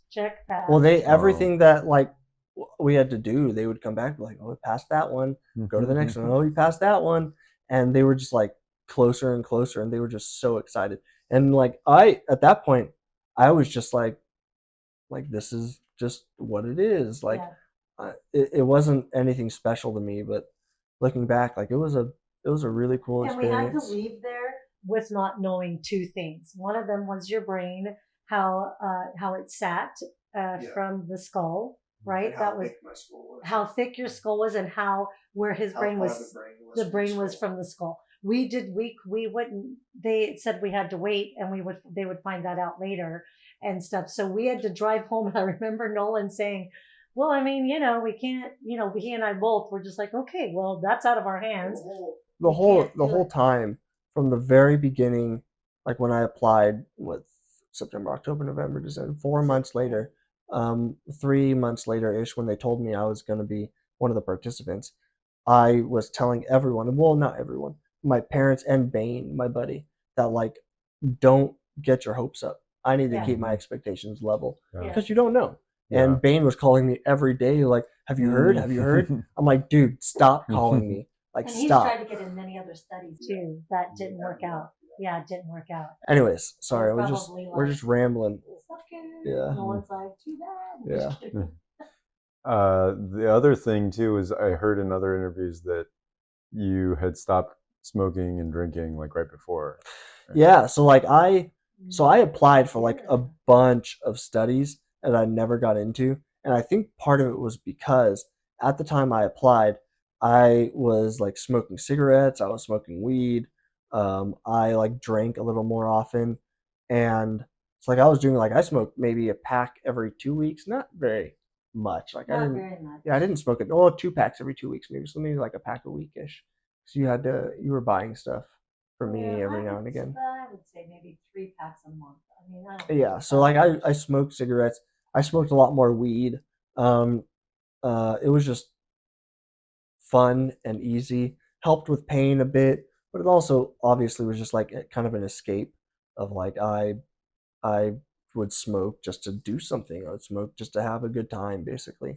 So I was smoking a lot of weed and stuff, and I didn't drink a ton. I still like I basically don't drink anymore at all. But then I wasn't drinking a lot, but I was still like whenever I would like see people, I would get drunk and friends stuff, would and come over. yeah, and I'd get drunk and stuff. So like I've stopped that because I'm like, there's just no need, and so I stopped it all. Maybe a year and a half, 2 years before Neuralink, and I think that was like if you look at how long it takes for your body to heal after you stop smoking cigarettes, and how long it takes for weed to leave your system after you've been smoking for a certain amount of time.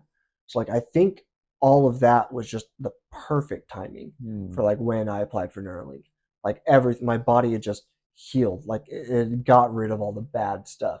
And so yeah, it was just I kind think of we were a nervous about it at first because Yeah. we told them we had quit. well. I'm not gonna lie to them. I Yeah, like we I've never told them. I've never lied. I didn't lie on those studies I applied for. Like yeah, I smoke. Yeah, I smoke weed. Yeah, I drink. For Neuralink, I was like I quit like all of it, and I Yeah. think that helped a lot. Yeah. There are probably more, like wherever it comes from, there's got to be more miracles and cool stuff coming down the road. Yeah. So it's not like, Yeah. it's not over. I don't Yeah, think. I don't. Oh no. I have this feeling, and I've told a few people, Neuralink's great, and what Neuralink has done for me is amazing, and what I've been able to accomplish to Neuralink is pretty awesome. But I don't think this is like the end goal for me. I don't think this is like the last stop for me with God. I think that this is kind of like a stepping stone for something else he wants me to do. I don't know what that is, but I have a feeling that there's something else. And so I believe that God is still working and trying to change me, and maybe when I've like grown a little more, matured a little more, maybe when I reach that next step, then the rest will He'll kind of reveal open it. Yeah. open itself up. So I'm trying to just be better, trying to do everything I can and find my way through all of this because I think that there's more to come. Yeah. You worked at the church for 20 years. Did you quit that right after the injury? No, I just stepped away in July.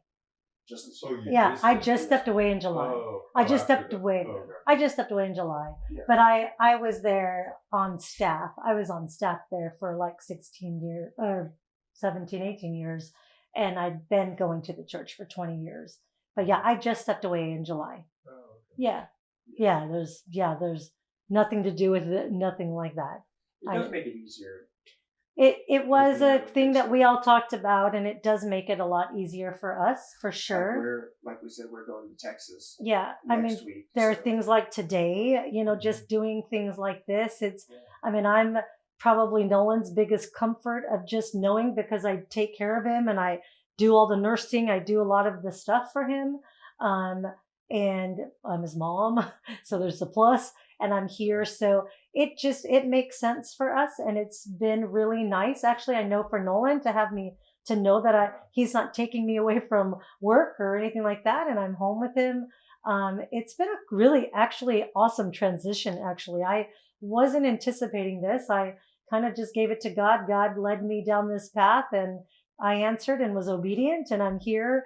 And it's actually I've been surprised, which I shouldn't be because God's amazing, but I have been surprised about how the transition was, because 20 years at something, it's a lot that I was a part of, and a big, huge part of it for my life. And so it's kind of cool. God's got us both on kind of a cool journey, and I'll do my thing and I help Nolan, but this isn't my journey. I'm just his mom and I do what I need to do. And I know that I'm going to step out and do bigger and other things, not better, because I loved what I did, but I know God has a plan for me too. Because I guess the reason I asked was when you said that you got transferred to the hospital in Colorado, then you were available then. She was with me from the day I had my accident in New York all through 4 months of Colorado. She just took off work 4 months. So I had okay, a great, gotcha. great foundation with the church. I had a pastor that drove over to my house before I left on a plane to go see Nolan, and basically said, whatever you need, we will cover and we will take care of. And you do not look back. Don't worry about work. I've always left a pretty good foundation of my job and what I do. So there was a lot of help where people knew exactly what to do. So I raised up a good team. So I had a lot of great support system in that aspect of my work, that they freed me basically and just said, you do whatever you have to do to take care of Nolan. Nolan already spoke about how he was a student leader. He was a big, huge part of Stone Ridge Church, a big, huge part of where I worked and stuff. And they just reached out their hand to, help me and help my family. And so for the 4 months, it was just a no brainer. They were just, I didn't have to, I talked to my pastor once a week, like the whole time I was away with him basically, and just giving him updates and stuff. And the church, because I've been there a long time. So it became so much of a question, and so much of just people in the office and then asking, where they actually stood up in front of the church on Sundays and would just give this recap or this, update of what was going on with me and with Nolan. So that's how connected everything was for that. So to be able to spend time with him and still have my job, that was just all God. That was just him working, and then allowing that to happen for us and my family. So I was able to do that. Great. Yeah.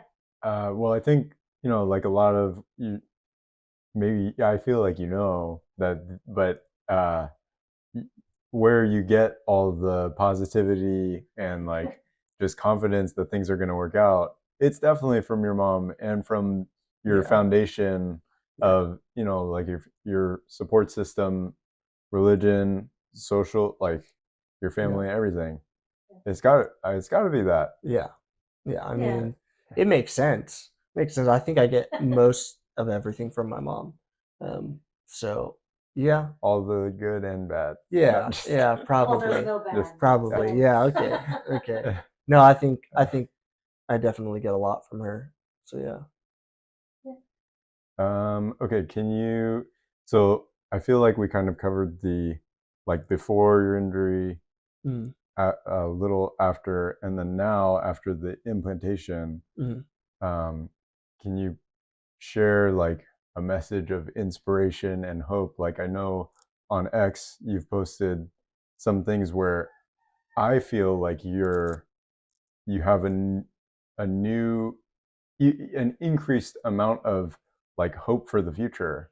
You feel like you have more freedom and can you just elaborate on that? I think I made a really interesting connection a few weeks ago when I was talking to someone about just the application process.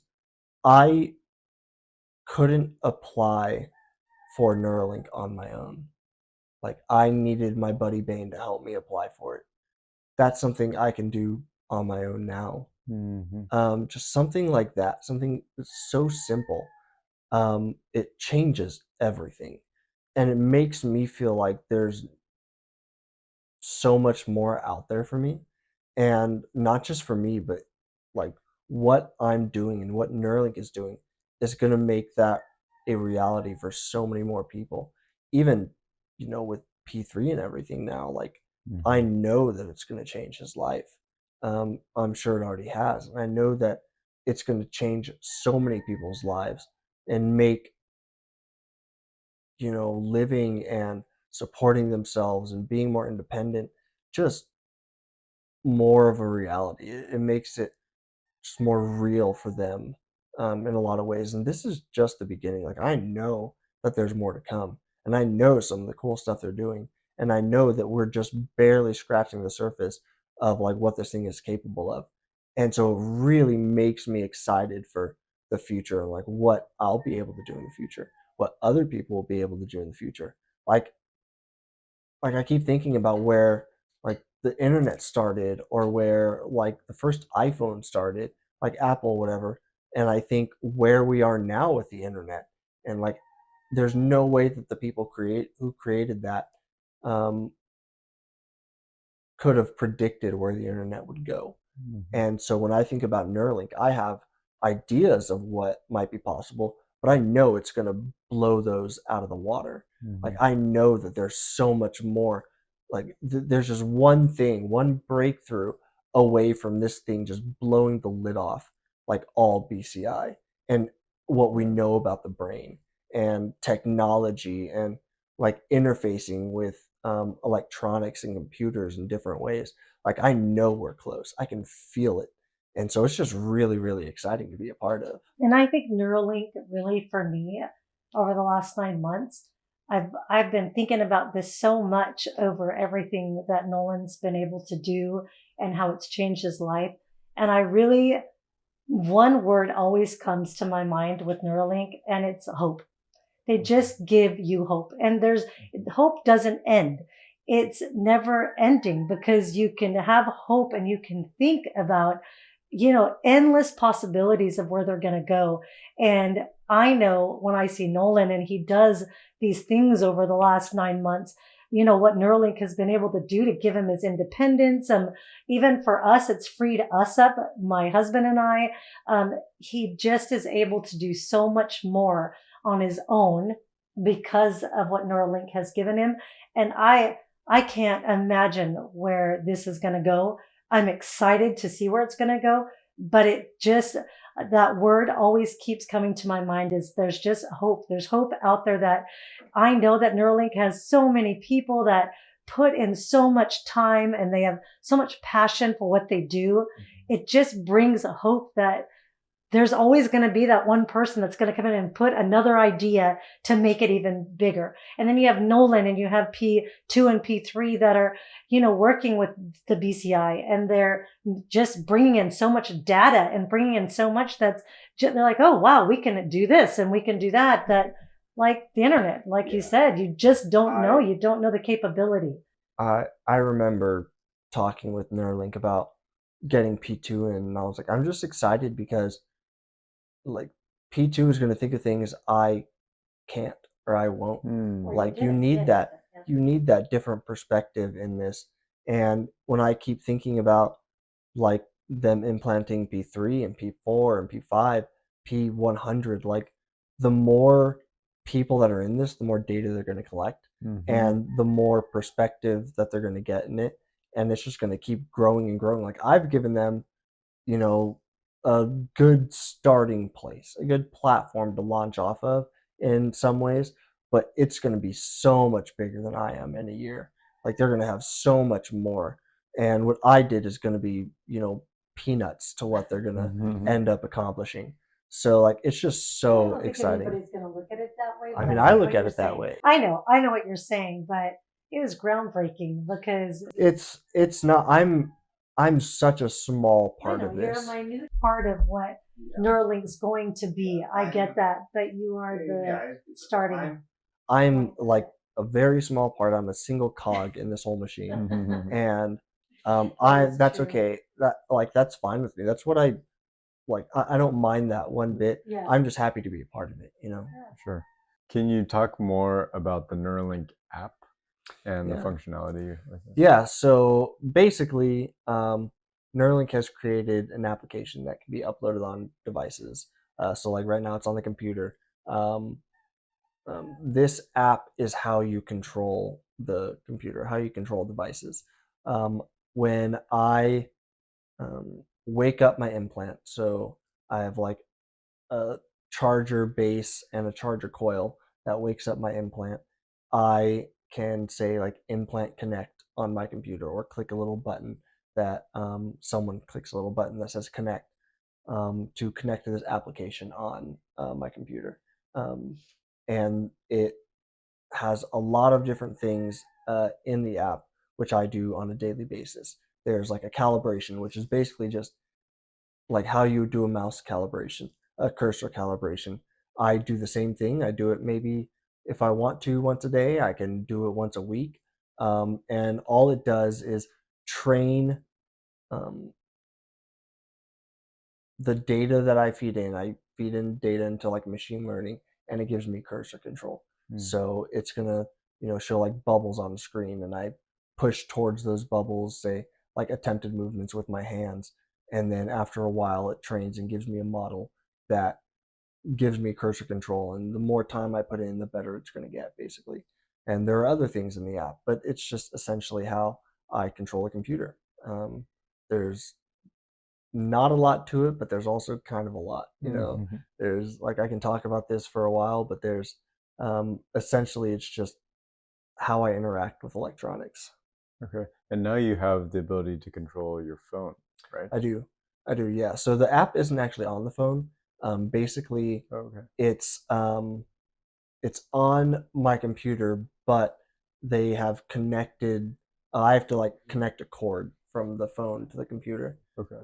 and then they have what they call a magic box. I don't actually know what the box is. Okay. They just call it a magic box. One of the guys at Neuralink, one of the newer guys at Neuralink, I don't know if he's an intern or if he's just a guy that like showed up one day. He was like, "You guys are doing that like weird. I think I can do that better." Okay. Which is like the whole like what I say about these guys. Like it just takes one person to come into Neuralink and be like, "I think I can do this better." Yeah. And he did. He created this like little magic box, and he's like, basically you plug in a cord here, plug in a cord here to the computer, and all I do is say iPhone on. I think one of the P2 has an Android, so he says Android on, and it changes the cursor from the computer to the phone, and then I can use it.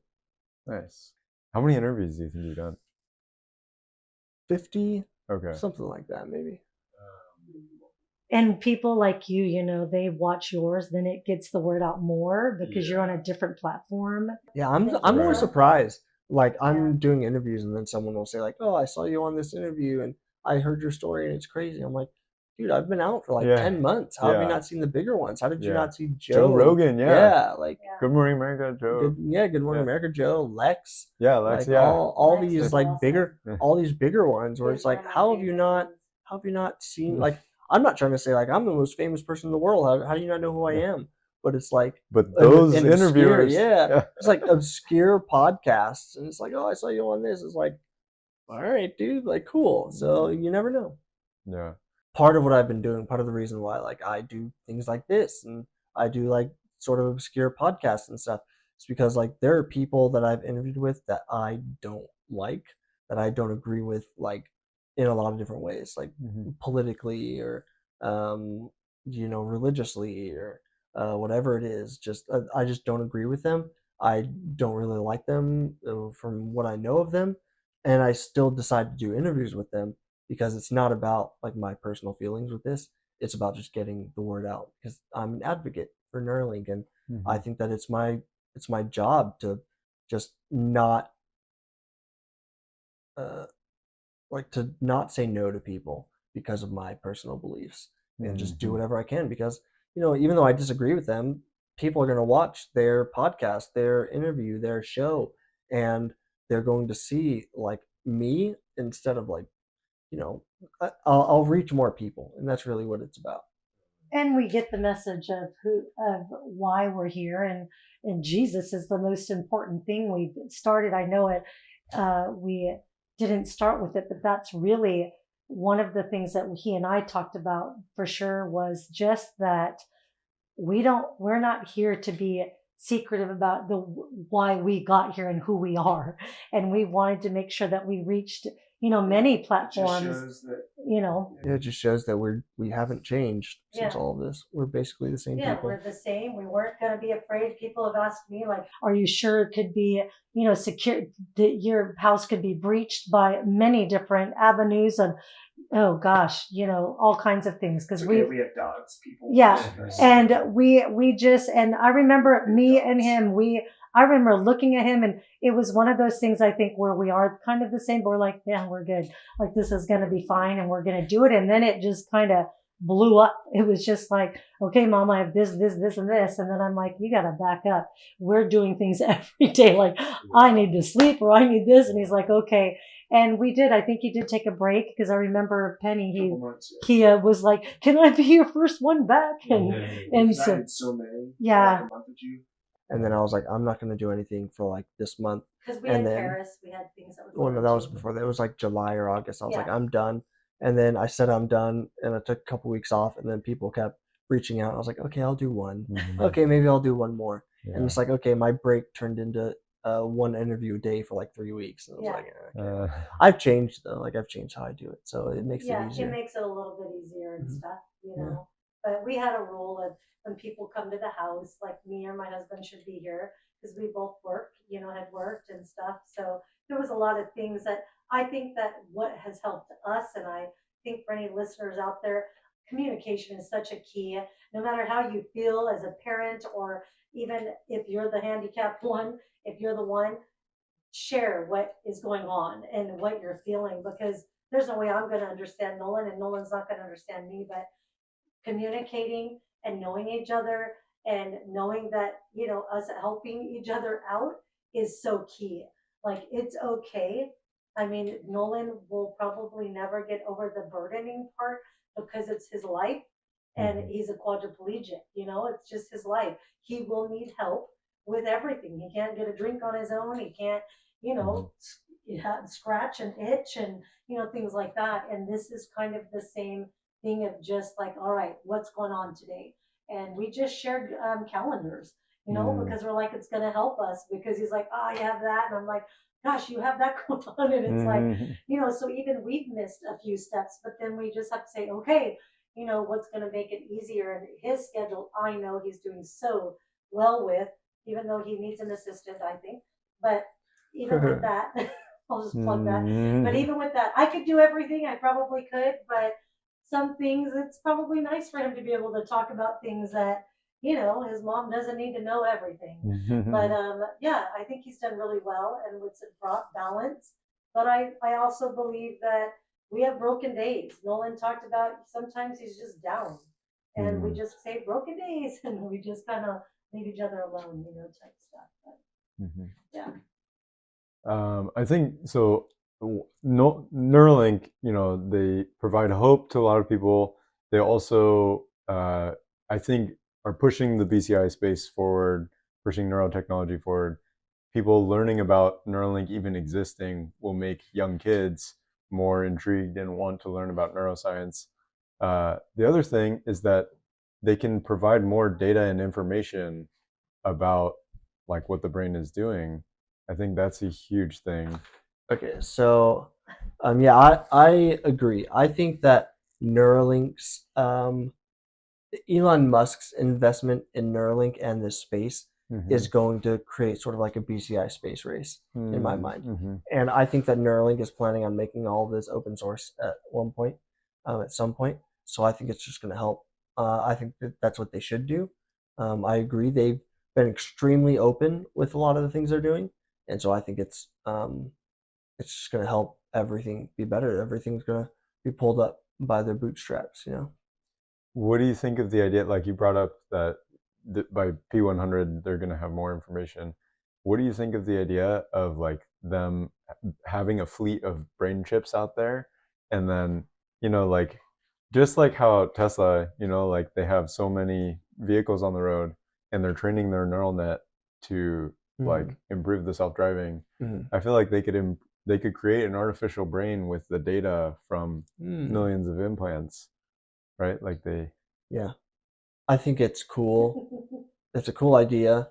I don't know how viable it is because of just how little we know about the brain. right. And I think, Likewise, yeah. yeah, I think the data will help, but I think we don't understand what exactly is going on. So even with all that data, it might just be like a mass of data and you're not able to connect it in any way, you know?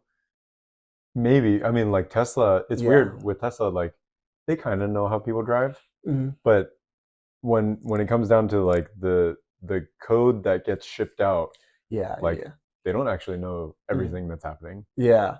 Yeah, I think that there will be I think that there will be a time where you're right, it will create some sort of like artificial brain in some way, but I think there's going to be like underlying things that they don't understand about what they're creating, and then Yeah. also um, there's going to be something missing always in my mind.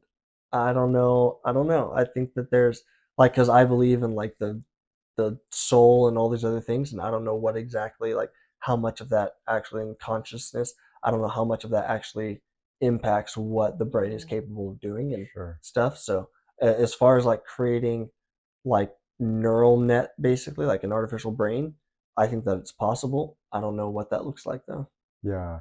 Yeah, that's a good point. Like I have no idea where consciousness or the soul really is or what it is, but Hmm. you know, I feel like I don't know. I'm so What do you fascinated think with this about it? idea. What Yeah, do you think like about it? no, I think it's gonna happen. Like I think Hmm. like how Tesla can basically like Tesla basically ships out an artificial driver Hmm. that was created from all of the driver training from like the Wait, millions of vehicles. so you think it's going to be like AI, but in a brain? Like they're going to have all this Yeah. data, and then it's just going to be like, would you have to connect AI with it, or would it just be something that I don't know is? Yeah, like AI would help like basically train train off of the data. Mm, Um mm, like the data from everybody's brain would help uh like using AI, you could use that data to then uh, determine what the weight should be in the neural nets, and then mm, you mm. basically create like a digital artificial brain. It's a lot of like stuff going into that. That machine learning would have to learn. I guess it if you have enough data, but like how do you decide what is important and what isn't important at that point? Like how do you decide in the machine learning like what it should be um like focusing on and not like and depending on like what parts of the brain you're actually putting these things in. Like if it's all in the motor cortex, that's cool. If it some of it motor cortex, some of it is the visual cortex, some of it is like where at what point are they implanting stuff in different parts of the brain. And if you only have say like if you're only implanting in 30% of the sections of the brain, then you're not really creating like an artificial brain. You're creating artificial like motor movement machines or maybe artificial like visual machines. Maybe Mm-hmm. you can implant it in like an Optimus robot and it would be able to like Exactly. yeah something like that. It's You have interesting. like everything all together, Mhm. That's and a lot of computing power. it's That's a just lot that of like everything that Tesla does, mhm. like it could be the same, like Yeah. almost exactly the same. It I don't know if it's going to be exactly the same. I think like there's there's a lot of crossover, but also there's like a disconnect. Like with Tesla, you have all this information about like driving in the road and like cars and people and all these other things that like add into this. And it's like okay, well now we can create like you said an artificial driver. With the brain, I think it's actually much more complicated, and I don't think you're going to be able to do the same thing. I think you'll Okay. get 20% of the way there with like 100 people, maybe millions of people. It might get closer, but I honestly don't think you're ever going to be able to create like 100% artificial brain like someone else. Yeah. That's what I think. I could be wrong. Go asking for you, it. Go for it. what do you think are the biggest ethical or moral concerns about Neuralink? Yeah, so this is something that I hadn't really thought of a whole lot. Like I get asked this question a lot, and recently I had met with a group called the BCI Pioneers. I don't know if you've heard of it, but one of the guys that was using the Utah array, I think. Mm-hmm. Was it the Utah array? Gosh, I honestly can't remember. Utah array, or I don't think it was Synchron. I don't know. I think it was a Utah array. I could be wrong. Sorry if I'm wrong. Okay. But he created a group called the BCI Pioneers because he wanted to get all of the people who had done BCI in like together, basically in one room, sort of thing. So he created this group. His name's Ian Burkhart, and so recently I had met with them like on a Zoom meeting. There were like 9 of us or something that made it. I think there's like 78 BCI people in the world now. Um, so like maybe like 8 or 9 of us were on this call, and I was talking to them about some of the concerns, and there were things I never really thought of, honestly. I think the biggest concerns now, right now, are probably like who owns the data that like we're like right now I'm giving Neuralink the data. Mm-hmm. Like they own it and what are they allowed to do with it? Mm-hmm. Like is it mine? Is it theirs? Sort of thing. That maybe also is it ethical to put it in people who don't have disabilities? Um, like like is this just like a body enhancement thing? And is that like good for people to just go get elective brain surgery to make themselves a little better in some ways? And I think maybe the biggest one that will come, maybe not right this moment, but will come, is kids. I don't Mm-hmm. know like what age is Mm-hmm. acceptable for this. It's like if in 20 years everyone has one, then where do you draw the line of like all the adults have one, so when do kids have to stop? Mm-hmm. Like when are kids allowed to get it, I guess? Mm-hmm. And if kids have disabilities, if there's a paralyzed kid at 7 years old, Mm-hmm. is it okay to give them brain surgery to do this when their brains haven't fully formed yet? Right. So I don't know. I think that's probably one of the biggest ones. Okay. Yeah. Yeah, like maybe it's when the brain stops growing. Mm-hmm. That's when it could happen. Yeah. I don't know, man. Or like animals, like are Mm. we gonna implant in animals? Well, they have. Like dogs.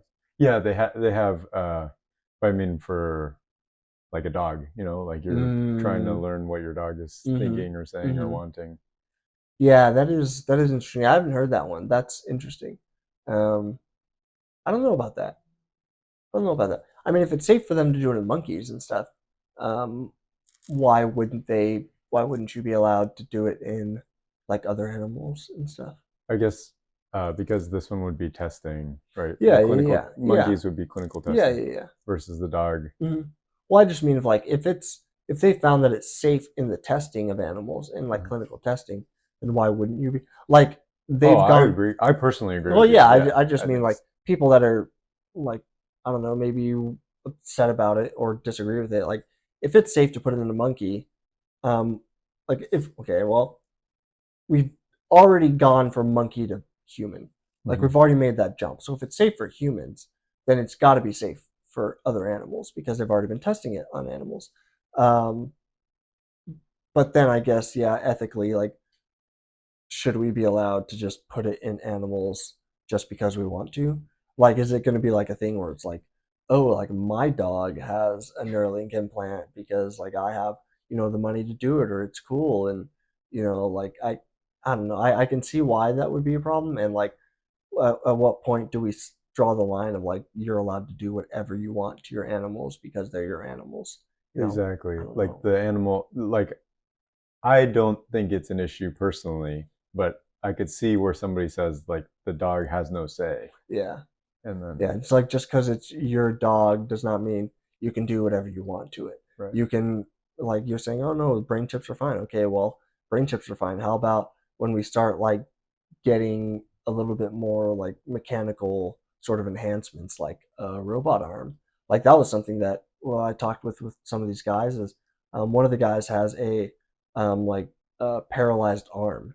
So Mm-hmm. is it ethical for him to chop off his arm and Mm. replace it with like an Mm. Optimus robot arm Mm-hmm. that you can control with the Neuralink? Yeah, I don't think there is an issue ethically with Christianity. So a lot of people will bring up things like the body is a temple. If you're not allowed to get tattoos, why do you think you'd be able to get like a chip in your brain? Um, things like that. I don't know what exact. I know there's something else, but I'm blanking on it right now. Like what the other concern is. I think there's a chapter or a verse in Revelations Mm, where the somebody, mark of the beast thing. yeah, Yeah. Um, I don't see how, like in my mind, it doesn't make sense how it could be the mark of the beast if I get it and I'm still telling people that Jesus is the way, the truth, and the life, sort of thing. Like you would think that if it was the mark of the beast, that I would be. So, okay, that's true and it's not. Because there is a part in Revelation where it's basically saying you get the mark of the beast, or like there will be basically a like Satan basically that comes and he'll be proclaiming, like using the Bible to take people away from God in a way. It's not. It's a little convoluted, but basically they will convince people that they are for God, but they're not actually for God. mm, I don't think this is a mark of the beast by any means. I don't see how it could be. It doesn't really make a whole lot of sense to me, especially if I get it and I'm like, yeah, Jesus is king. Like I don't like what else do you want me to say in order to convince you that I'm not like the devil or something. I don't think it. I don't think it's even remotely plausible for it to be the mark of the beast. I just don't get it. Um, the other concerns, like if you say like the tattoo one and stuff, that's all Old Testament stuff. People say, oh, it's Old Testament, it doesn't apply to me. That's not necessarily true, but it is in this case, just because there's a difference between like ceremonial law and like the moral law in the Old Testament versus New. So like the tattoo stuff is ceremonial law. They did it for very specific reasons, and it just doesn't apply to people under the new covenant in the New Testament. So, like, there's a lot of theological stuff there for Christianity, and if people like knew what they were talking about, then they would see that it wasn't a problem. It's quite a bit of that, but no, I think what how Nolan answered was very true. Um, I've heard it myself that they think that they ask me Yeah. if yes, I think it's the mark of the beast. So I will just agree with what Nolan answered and say that I don't get it. I don't understand. I think that people really are just looking for a reason not to agree with what's going on. Okay. And I believe that when that happens, the sky's the limit to what people can say. And we try not to go down that rabbit hole. Although I will say, if anybody would like to talk about our Christianity and what we believe in, we're open to discuss that too. It just doesn't. It doesn't make sense. You would think that getting the mark of the beast would mean that you are going to hell, Yeah. which means that you don't believe in Jesus and in God and things like that. And if I do, like I believe that Jesus came and died for our sins and rose again 3 days later, and that believing in Him and like confessing your sins and um, um, Feeling His presence. well, no, just like believing, like having that relationship with God and believing in Jesus and like having the like that the beliefs, the tenets of Christianity and stuff. I believe if you hold those, then I don't know how doing something could make it the mark of the beast. Like I just don't get it. Like logically, it doesn't make sense to me because just because like I get an implant doesn't mean that like I'm immediately evil or like what it's doing is evil. Yeah. You would think that the mark of the beast would basically mark people as like Satan's, and I know that I'm marked by God. So it doesn't make sense to me. Yeah. And anyone that says it does, I believe doesn't know what they're talking about, and they're just a bunch of fear mongers. Then they'll look at this and they'll just probably say like "F you, you're the devil" and stuff. And I'm like, okay, that's fair. Like, come at me with a reasonable argument, and we can have a conversation. I'm Yeah. more than happy to do that, but Right. everyone that says that won't. I Yeah, guarantee they won't. I just believe some people are just they seriously when you don't know about something, you're in fear of it because and ignorant. You just don't. Okay, it's ignorance. You just don't know, and we just welcome anyone that has any questions for us. We're here to answer them, and we'll have a real conversation if you want to. But he's definitely does not have the mark of the beast, people. Yeah, Definitely doesn't. It's ignorance by choice in a lot of ways. Like, Yeah. they don't want to learn the truth of all these things. Not like the truth of Neuralink, but like the truth of Christianity and what the mark of the beast is. They don't want to learn like why it's not, and the things like that. They just want to look at me, look at the implant, look at where it's coming from, look at like technology, look at the maybe the ability to like control people or something like that. Look at Elon Musk, whatever it is. They look at all of it and they're just like, evil, mark of the beast, you're the devil. And then if someone tries to like disagree with them, they're like, nope, not gonna listen, you're the devil, mark of the beast, no one get this, stuff like that. And it's just like, They just have to understand. They just don't want to understand. They don't want to ask the questions. people are like that in a lot of different spheres. Politics, religion, all sorts of things where it's like they don't want to listen, they don't want to learn, they just want to go out and say things, and it's not worth engaging with in a lot of cases. But if someone wants to try, like if someone wants to have a real conversation with me, I'm more than happy. Right. Me too. It's so frustrating when people are like against Neuralink, like just like the progress that's being made, the real help that it can provide. It's just so frustrating. Yeah, I don't see how people can look at me and think that it's bad. Yeah, I feel like I've been a pretty good example of how much it can help. Not just like I know that I'm a special case because it's like helped me travel and things of like for different events and stuff. But if you just look at what I can do now, like on a computer, like just on a computer, like I'm only able to control a computer, and look at how much better my life has gotten because of it. And I don't see how people can look at that and say it's not worth it. Cool. Thank you for doing this.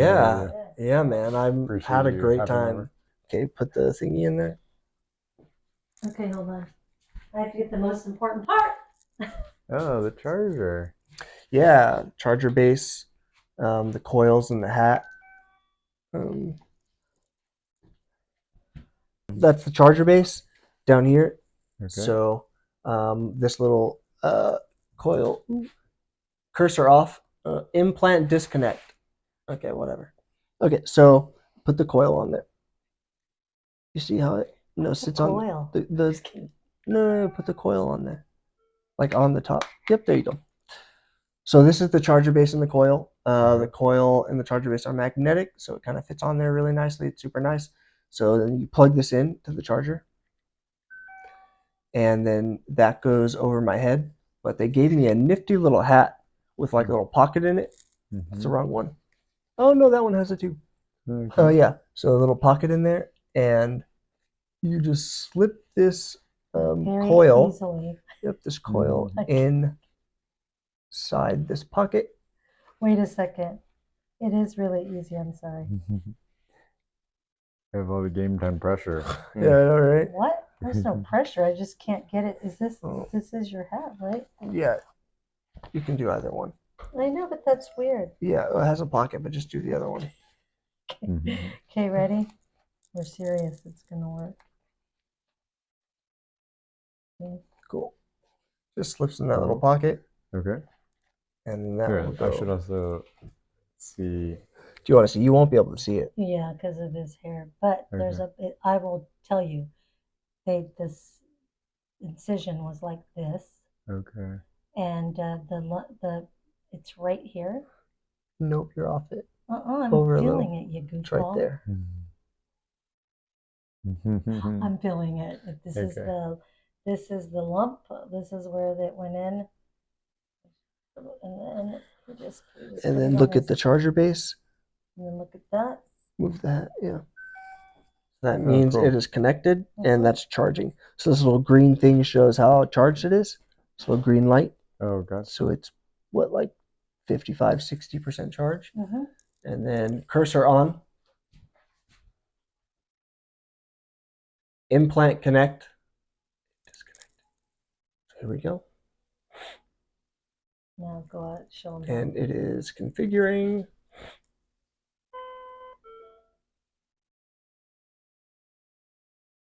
And the cursor in the middle will turn on any second. There we go. Very cool. And now you can show them what This you're is doing. the Link app, but there's a little update. There's a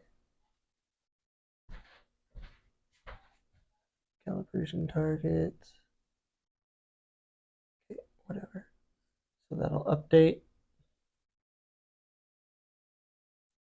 Quick little update to the app. And that is the app, and it is updating. It's all just going. The app had to restart, so it disconnected me from the app because the app turned off.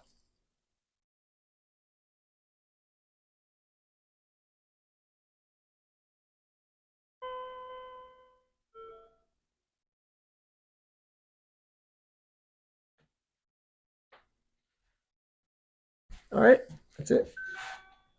Cool. Yeah. You See, mind man. clicking through some of those? Yep. This is calibration. I could go into this, and this is what the calibration looks like. Ooh, Nelly. Mm-hmm. Oh boy. Has it been like 2 steps forward, 1 step back with your ability to get these, go to these targets? So like right now, it's at a weird angle. There's a lot of like really, really interesting quirks with stuff like this. Mm-hmm. It really does depend on like your positioning, like how good you are at stuff like this. You wouldn't expect it. Yeah. When I'm in my bed versus when I'm in my chair, it reacts differently. If I calibrate in my chair and then go to my bed, the model will be worse. It's odd. It's odd. So it's very, very specific to um, positioning, and then like I'm not directly on to the computer, so that's different. If the computer's off to my right, it'll be like kind of biased to the right. Oh, Nelly. Right there, that's lag because I'm just a bit far away. Oh boy. Yep. And then also like the model just deteriorates over time. And so it'll like get worse over the day. But then if you build a model off of data from like say a couple of days, it's better than if you just do like a single day something. Oh boy. So this is the mixer. This is like the bias thing. What I mean by bias, you know what bias is? Like drift. So basically, yeah, this is the bias correction that they built to account for like drift and stuff. So you, if there's drift, you do this, that number changes, and it like offsets the drift. This is what like the body mapping looks like. Okay.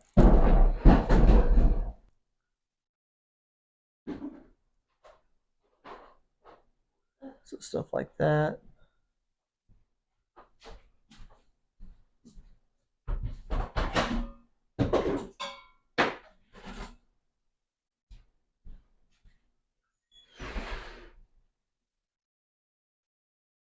So there's body mapping.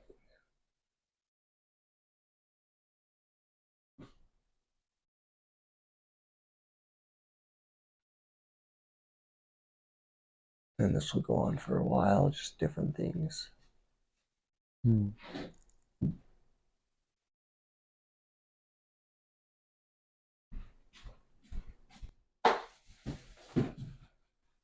So does Neuralink ask you to complete a certain number of tasks still every day or week? Not necessarily. It just depends on what they want for that day. If they're like trying to do an experiment, if they're very specifically trying to like learn something, they might switch up this um, like what I'm doing. So this is very specifically for clicks and stuff. Um, they might have me they'll like switch the like whatever the task is basically, depending on what like experiments they want to run that day, what they're trying to learn. But it's not like a daily thing. Hmm. Pause. Pause. Okay, so that's that. Is it very good at making sure that it's your voice? No, it works for everyone, which is actually kind of an issue when like we're on a call. Um, like I'm on a call with Neuralink, and they'll like say something like, "Okay, in this task, we need you to like pause or blah blah blah," and then it'll do it. So it's constantly like, "Dang it, sorry, my bad," Okay. or "Can you say cursor off?" And then the cursor turns off, like, "Oh, my bad." So there's a whole lot of this. This is the research tab. So this is They're so super smart about everything, but my when it data comes to collection. basic stuff, Yeah. So like my data collection, and then say I want to do impedance. I'll do that. Oh Nelly. Oh Nelly. There we go. So that'll run impedance for I don't know 2 minutes, Hmm. and then I can't stop it until it finishes. So you're gonna have to wait for 2 minutes. Okay. There's a cool Neuralink cup. Oh, I have Neuralink a mic. few different Neuralink things. Yeah.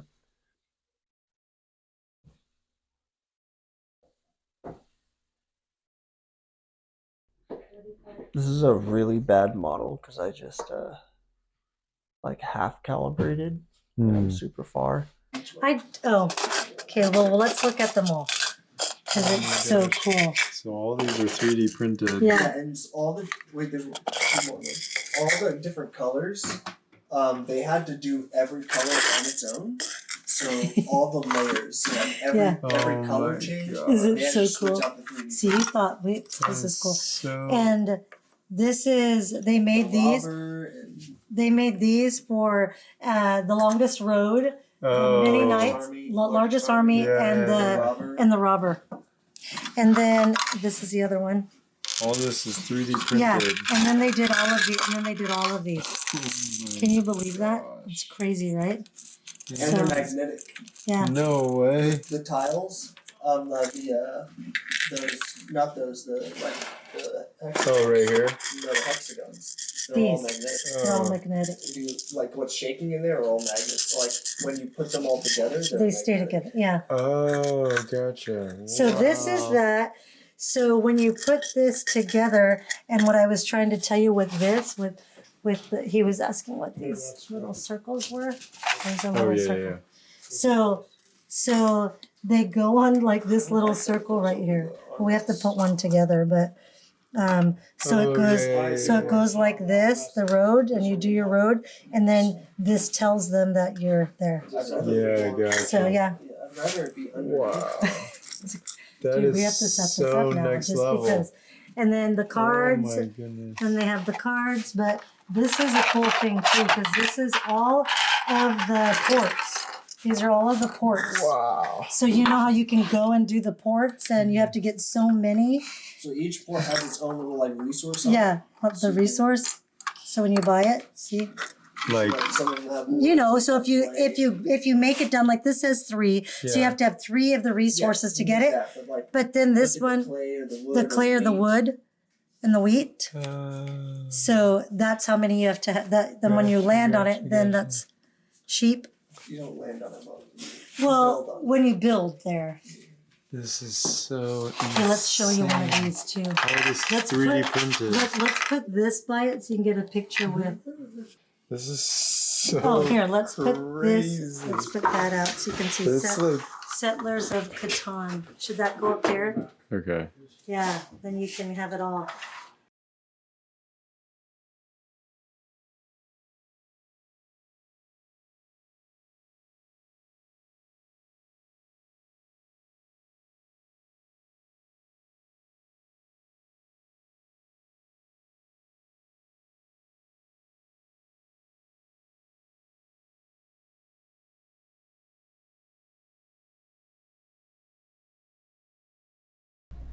Thank you for watching, and thank you to Nolan and his family. In addition to being extremely generous with their time, they are literally the most perfect match for Neuralink that I can think of. As you can tell, they're positive, considerate, and just want the best for everyone. If you enjoyed this episode, please share it with your family and friends, and hit that subscribe button to stay informed about Neuralink.